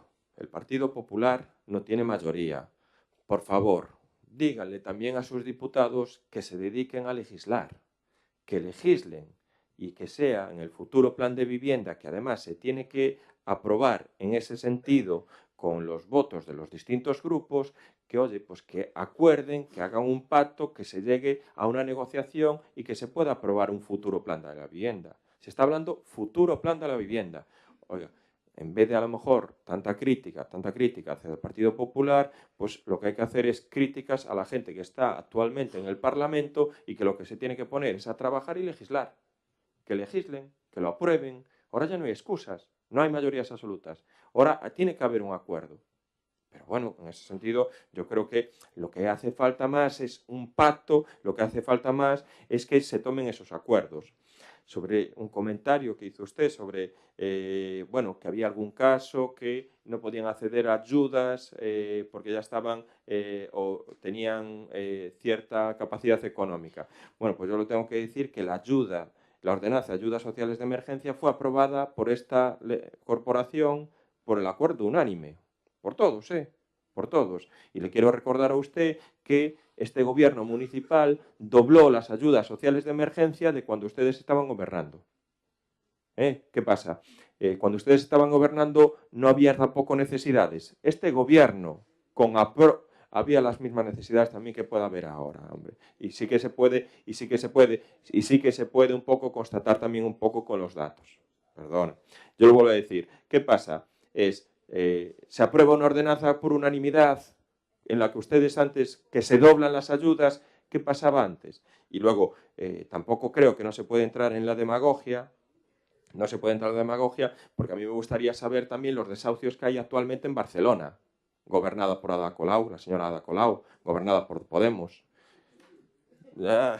No, estamos hablando aquí de ustedes de una competencia estatal, o me gustaría también saber los desahucios en ese sentido que hay en Madrid, gobierno también por otro partido. En cambio aquí, como ha dicho mi compañera, la concejala, se está trabajando directamente de servicios sociales para ofrecer ayuda en caso de que haya una necesidad o que haya una problemática de desahucio. Yo lo vuelvo a decir,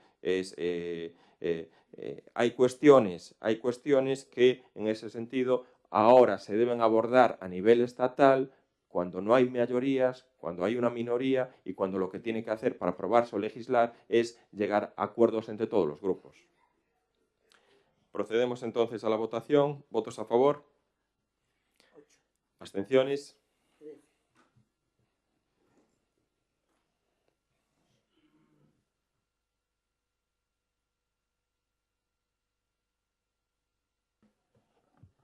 el punto número 8, asuntos de urgencia. Hay varios. ¿Quién empieza? ¿Silvia o yo? ¿Por dónde empezamos? ¿Por orden?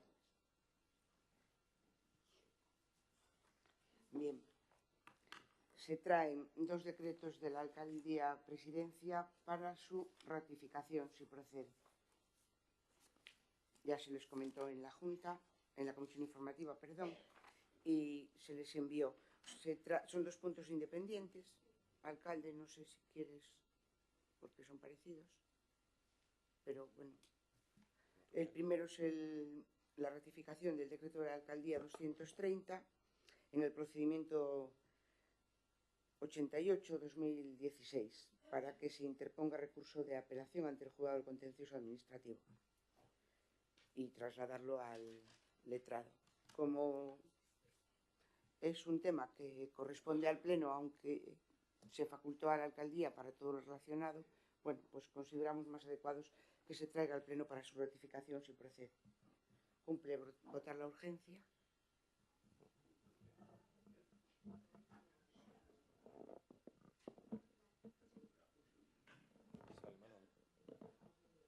Sí.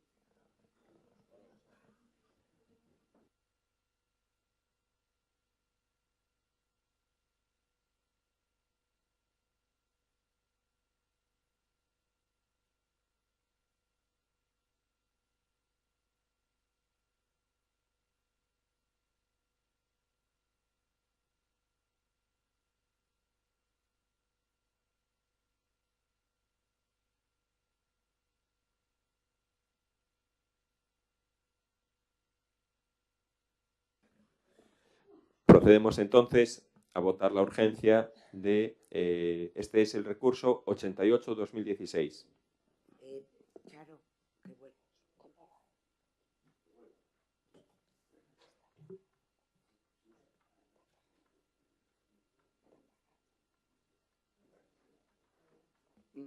¿Votamos la urgencia? Sí. ¿Votos a favor de la urgencia? 20.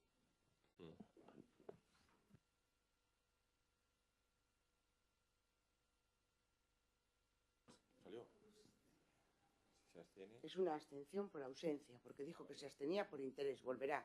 Okay. Si vuelve al Pleno.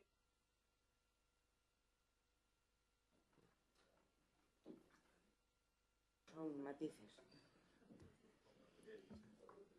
¿Y ahora qué hacemos? ¿Votamos? Y ahora se ratifica.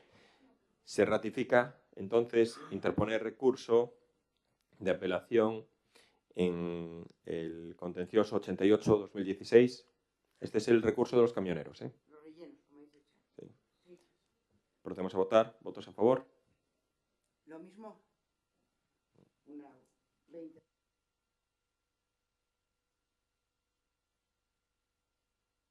El punto 8.2 es la resolución de la Alcaldía Presidencia 231, dictada el día 31 de enero, como la anterior, para interponer recurso de apelación ante el Juzgado Administrativo número 4 contra la sentencia del 28 del 12 del procedimiento ordinario 180, el grande. Procedemos a ratificar la urgencia. ¿Votos a favor? 20. Y antes de que se ratifique, alcalde, entró el día 30, ya se lo comunico, que una diligencia de ordenación de la jueza sobre la pieza de nulidad excepcional, ¿no? Entonces, la representación procesal del ayuntamiento presentó un escrito, entonces se tiene interpuesto en tiempo y forma recurso de reposición contra la providencia de lo del primigenio y esas cosas, del 16 de enero, y constituido el depósito al que se refiere la disposición. Entonces se da traslado a la parte contraria por un plazo de 5 días y también nos mandan las alegaciones que han hecho ellos, que están conformes con la declaración de nulidad de actuaciones, y además hablan de un precedente en un juzgado de Murcia.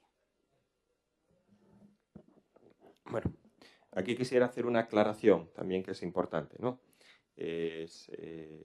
Efectivamente, el juzgado dictaminó una providencia que dictaba la anulación de la sentencia 180. Bien, a día de hoy no hay anulación de la sentencia de 180 y el Concello va a recurrir la sentencia que se ha dictado y la sentencia que entendemos que tenemos que defender en el procedimiento del 180. Creemos y vamos a luchar porque esa sentencia que entendemos que está correctamente fundamentada y argumentada, que tenga su validez jurídica. Por eso interponemos un recurso de reposición al contencioso 180. Procedemos a votar. ¿Votos a favor? 20. Y una abstención.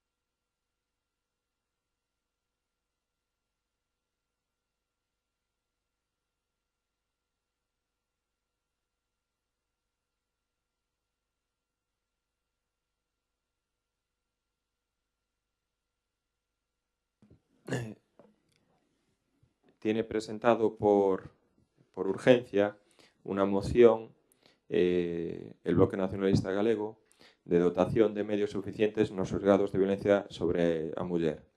Vamos a proceder entón antes a ratificar a urxencia. Votos a favor da urxencia. Unanimidad.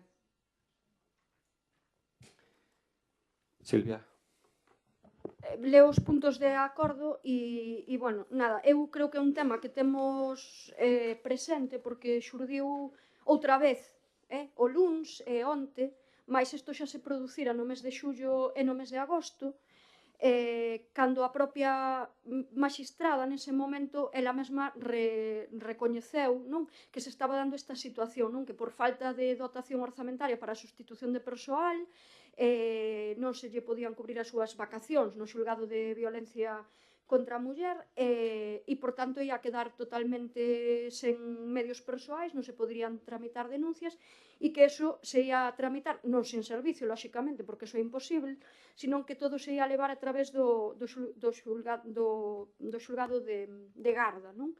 Que non ten persoal específico e que, ademais, ten o seu propio traballo, que tamén saca adiante con bastantes dificultades por unha falta de medios persoais, non, e de medios materiais, non? Polo tanto, a nova situación que se produce aquí, que eu creo que, bueno, pois é cando menos tamén chamativa, e que esta persoa que é titular deste xulgado necesita ir a un curso de formación, ao que ten que desplazarse, ademais, durante, creo que unha semana, se non lembro mal, falo agora de memoria, e que, polo tanto, ese xulgado queda descuberto completamente e teñen que suspender nada menos que 30 declaracións que estaban xa concertadas desde hai meses, porque aquí funcionase así, e todo o que xurda novo, pois tamén vai ao xulgado de Garda, non? Que, como digo, non ten persoal especializado nesta cuestión. A maiores tamén soubemos onte que se deixaba sen persoal as unidades de asistencia psicolóxica, porque aí no seu momento houve un anuncio por parte da Xunta de Galiza, debe haber aproximadamente un ano e pico, de que se ia dotar de psicólogos ou psicólogas esas unidades que están dentro dos propios xulgados, mais nunca se orzamentaron esas prazas para ser cobertas de xeito público, e o que se fixo foi asinar un convenio co Colexio de Psicólogos e Psicólogas de duración 3 meses, é dicir, que prácticamente comezou a poñerse en marcha o convenio e rematou, non? E isto está acontecendo nas 7 cidades. Polo tanto, tamén no xulgado da Coruña, que é o que lle corresponde pois ao Concello de Arteixo, non? As mulleres víctimas de violencia que viven no Concello de Arteixo, non? Entendemos que é un tema que se vai a retrasar moitísimos meses. O Colexio de Psicoloxía xa dixo que eles non ían a seguir asinando ese convenio porque creían que eso debía estar dotado de un persoal estável e nunhas condicións laborais normais, e non a través dun convenio con un colexio que eles entendían, bueno, eles explicaron as súas motivacións, expresaronlle a Xunta e ademais fixeronas públicamente, non? Polo tanto, a situación é complicada porque esas prazas, pois agora mesmo non van a ser convocadas porque non están previsto e pedimos, non? Que se faga desde logo de xeito urxente, que eu creo que hai mecanismos para poder facelo, non? O primeiro punto de acordo é instar a Xunta de Galiza que realiza xestións oportunas e exixa que o Ministerio de Xustiza garanta a sustitución dos e das profesionais da xusticia nos xulgados de violencia sobre a muller na Coruña, neste caso, cando sexa preciso, de maneira que cando o xuiz titular desta queira exercer os seus dereitos laborais, os que teña, estea garantida unha atención xudicial axeitada ás vítimas de violencia machista. O segundo punto, instar a Xunta a modificar os créditos necesarios dos seus vixentes orzamentos para dotar coas partidas procedentes ao xulgado de violencia de xénero da Coruña para que estea garantizado tanto a xestión de medios persoais como os materiais da Administración de Xustiza en Galicia. O terceiro punto é instar ao Goberno galego a que tome medidas urxentes para dotar de persoal especializado as unidades de atención psicolóxica dos xulgados de violencia, tal e como aparece recollido na Lei 11/2007 de Prevención e Tratamento Integral de Violencia de Xénero e na mesma liña no Estatuto de Víctima. E, por último, trasladarlle ao Presidente da Xunta e ao Ministerio de Xusticia os presentes acordos, non?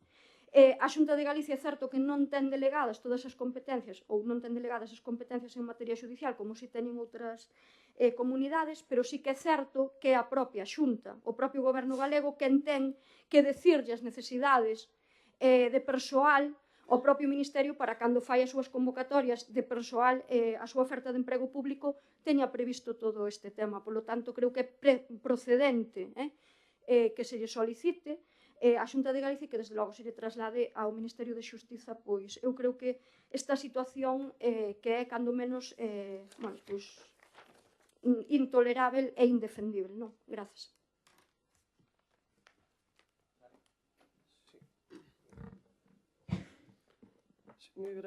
Moi brevemente, lembraba onte un medio de comunicación digital o que decía por alá polo principios do mes de agosto, cando xa estaba claro que non se iba a sustituir ao xuiz titular deste xulgado, que decía a secretaria xeral de Igualdade, non? Que decía: a nosas mulleres víctimas de violencia de xénero preocúpanos sempre e, dende logo, estou segura de que dende todos os departamentos das administracións estás a traballar para que ningún problema menoscabe a atención ás mulleres que sufran destes males, non? Isto decía a secretaria xeral de Igualdade no mes de agosto e meses despois pois seguimos sin ningunha solución e o que é peor, pois precisamente indo a peor, non? O Ministerio de Xusticia evidentemente prioriza noutras cuestións, e ben que prioriza dotando económicamente outras partidas que lle benefician máis, e a Xunta de Galicia, pois hasta agora, evidentemente o que demostra é que está moito máis cómoda mirando para outro lado, non? Creemos que non sirve de nada vender a bombo e platillo determinadas actuacións ou propostas integrais e transversais cando estas futuras actuacións non teñen os medios económicos suficientes e o que é lamentable é que se poña a limitación económica a este tipo de circunstancias relacionadas con con temas de violencia de xénero, non?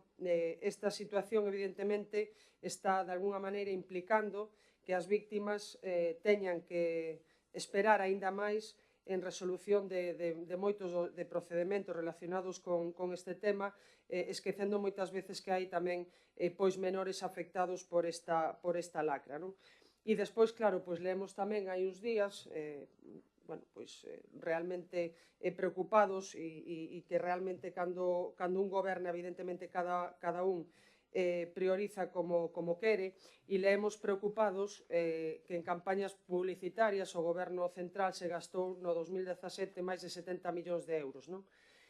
Pero, en cambio, pois, o Ministerio de Xusticia di que non hai partida para sustituir a un xuez nun xulgado como o de violencia de xénero. Polo tanto, pola nosa parte, mostrar o noso apoio a esta moción presentada polo BNG, e eu creo que se podería facer un esforzo político por parte de todos e convertir esta moción nunha moción institucional. Moitas gracias.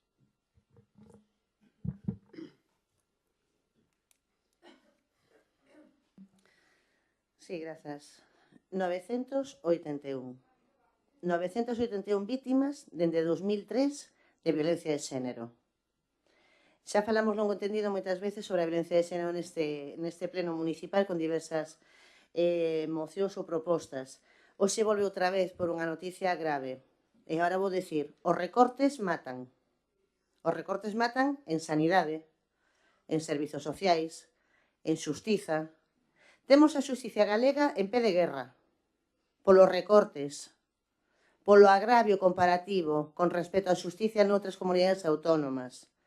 Esta parte sí que corresponde á Xunta, a outra corresponde ao Ministerio.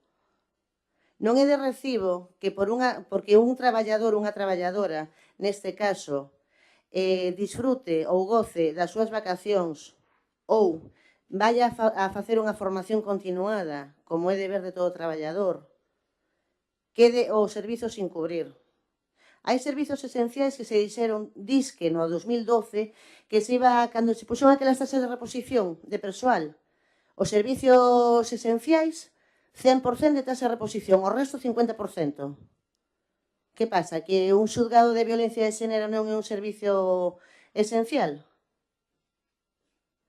Que pasa cas mulleres que son vítimas de violencia de xénero? Que pasa con eses nenos que son vítimas de violencia de xénero, nenos e nenas? Que, por certo, hai que recordar, ou se non o saben, os informo, que resulta que os orfos e as orfas de violencia de xénero non teñen dereito á pensión de orfandade, porque teñen un proxenitor que é un asasino e que está na cárcere, e non teñen dereito a esa pensión.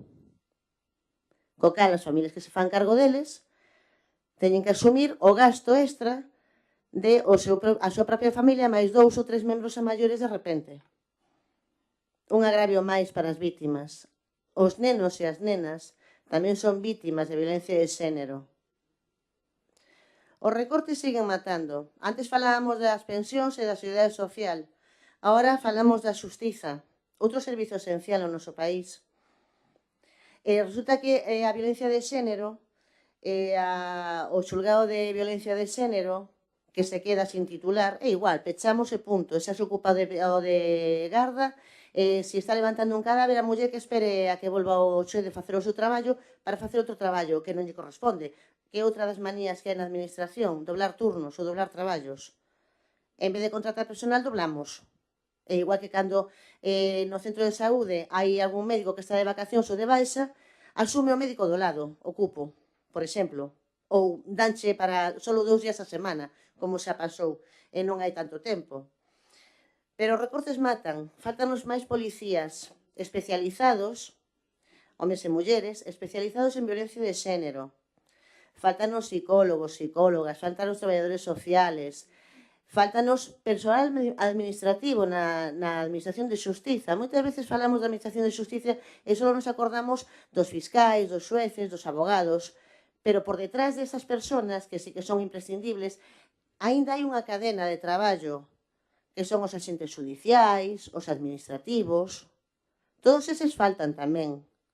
Faltan instalacións decentes nas que non chove encima dos expedientes. Ou non campen a ratos o seu aire, como pasa en moitos xulgados deste país, por exemplo. E falta, sobre todo, conciencia. Estamos falando dun problema de Estado. É unha cuestión de Estado de violencia de xénero. Hai un pacto, pero se fan como no Pacto de Toledo, pouco vai valer.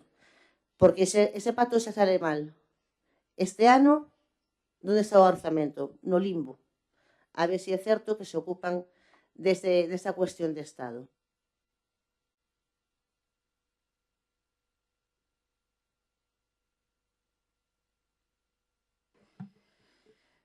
Bueno, en este caso é verdade que estamos a falar dun tema moi sensible de todas as víctimas que estamos a sufrir e que temos que seguir mellorando pois de cara a facilitarlle sobre todo o seguimento a estas familias, non? Levamos traballando todo este tempo que unha vez que chegan os xulgados pois que andan rotando as familias, pois só vas ao Centro de Información á Muller, os que dispoñen os locais, pero si necesitamos esas unidades nos xulgados. Tamén é certo que a Xunta de Galicia firmou o convenio co Colexio de Psicólogos e si que hai os especialistas dotados e máis titular destos días é que van a ser personal propio, se van a convocar as plazas para ser personal propio os técnicos de xulgados, por tanto xa se está avanzando, é un paso moi importante que é imprescindible e fundamental na contratación de persoal.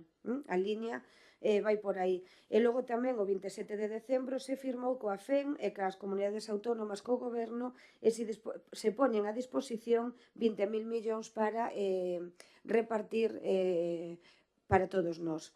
Polo tanto, se está traballando nesta liña de mellora, pero aínda así non está de máis facelo chegar para seguir mellorando no tema. Gracias. No, eu quero aclarar, non hai ningún profesional nas unidades, Desde o 1 de xaneiro agotouse o convenio, xa non hai convenio, xa non hai ninguén atendendo esas unidades.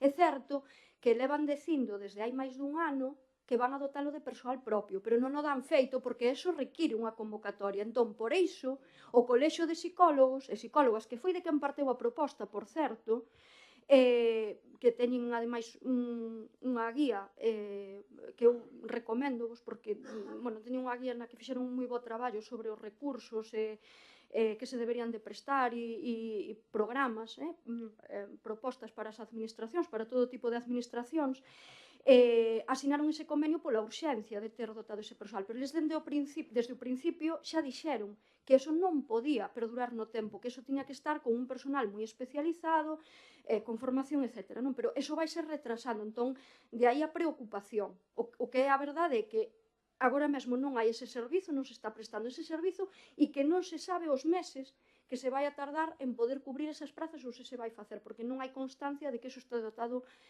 orzamentariamente para este ano. Eu sei que xa houve varias intervencións no Parlamento Galego esta semana e a pasada pedindo esa modificación para que se poidese cubrir esas prazas. Eu simplemente unha cuestión, é algo de sentido común. Non se está que deixar un xulgado tal e como están, eu creo que todos somos coñecedores de como está a Administración de Xustiza, toda a Administración de Xustiza, e da necesidade tremenda que hai de persoal, pero xa non só de persoal, eso podenxo dicir os propios traballadores e traballadoras, sexa cal sexa o seu escalafón, do anticuada e obsoleta que está. Por exemplo, o tema este da aplicación informática que teñen de Lesnet, que cada 2x3 cae o sistema e non hai forma de practicar notificacións, o que é importantísimo a hora de computar prazos, etc.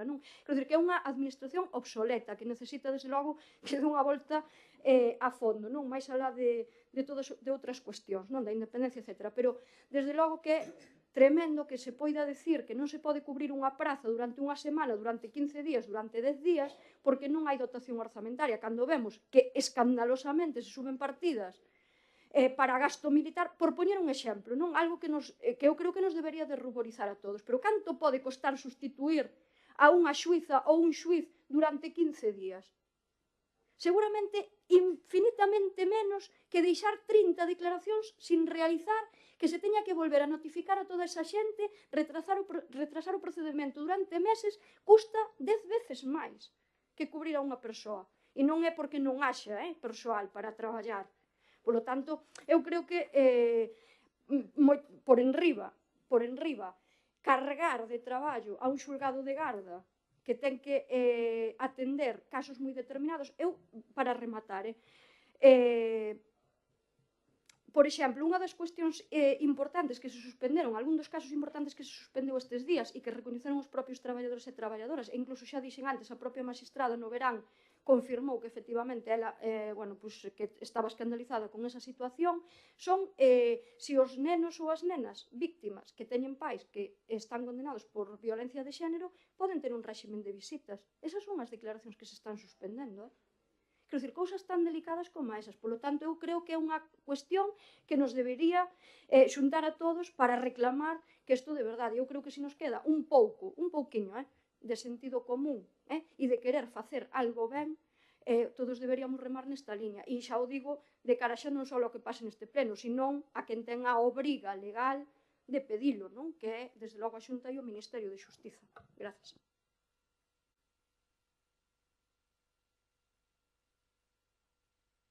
Non, simplemente decir que, bueno, os anuncios se fan facilmente de creación de novos servizos, novas postas en marcha de plazas e demais, pero todo eso leva bastantes trámites que levan bastantes meses e que pode supoñer 1-2 anos. Non é dicir, vou anunciar no periódico e xa pasado mañán xa teño personal con oposición feita e todo. Hai que facer unha creación de posto de traballo na RPT, cousa que, por certo, está prohibido polo o crecemento no capítulo 1, non nos dejan crecer en capítulo 1. Se non hai capítulo 1 non hai persoal, se non hai personal non hai servizos. Co cal, por eso, entonces os anuncios na prensa son moi fáciles de facer, quedan moi chulis, podes facer discursos maravillosos sobre a necesidade do servizo, pero o caso despois é tal o servizo. Por eso falaba eu antes de servizos esenciais e as tasas de oposicións de 50% ou de 100%. E ainda así, nas tasas de reposición de servizos esenciais, como é a policía, a Guardia Civil, etc., a sanidade, todo isto, en vez de 11% están facendo 50, 25, 30, depende como estea o orzamento. Porque, claro, é máis importante facer a noticia. Ben, nada, eu sí agradecerlle a Silvia pois que tivese esta iniciativa por traela, porque realmente está sendo titular estes días na prensa, é un tema moi preocupante, pero dende logo tamén darlle pois un voto de confianza á Xunta de Galicia, porque o certo é que si este ano se recolleron eses 20 millóns para repartir e se está dotando, o sea, se está mellorando os servizos, son conscientes delos e si que teñen, é verdade que leva un tempo, é verdade que vai haber un tempo en vacío, pero todo o que se queira poñer en marcha pois leva un tempo. Dende logo o noso voto vai a ser a favor de todas as maneiras. Gracias.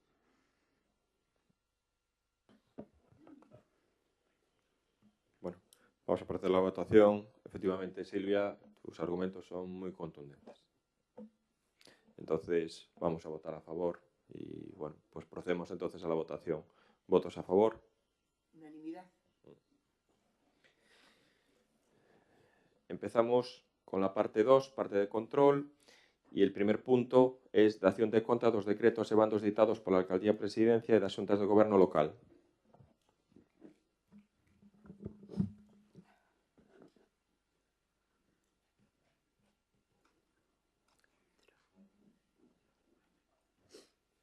Se les da cuenta de los decretos de la Alcaldía Presidencia números 3.481 a 3.504, correspondientes al 2017, y del número 1 al 229, correspondientes al 2018. De las juntas de gobierno solo se les da cuenta del 13 y 20 de diciembre, porque saben que la última de diciembre, por los ajustes de la contabilidad y esas cosas, tarda un poquito más en confeccionarse. El punto número 2 de la parte de control es dación de contra do informe de Tesorería Municipal do cuarto trimestre do 2017 de cumprimento dos prazos de morosidade Lei 15/2010. Fue elaborado por la Tesorería Municipal. Supongo que se les envió, aunque no lo sé muy bien. si se les envió.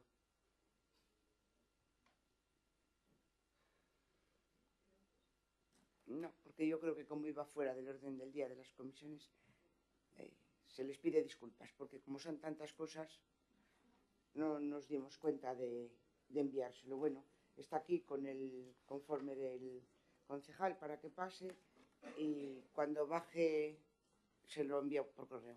Perdón. Y el punto número 3, ruegos y preguntas. No tenemos ruegos y preguntas.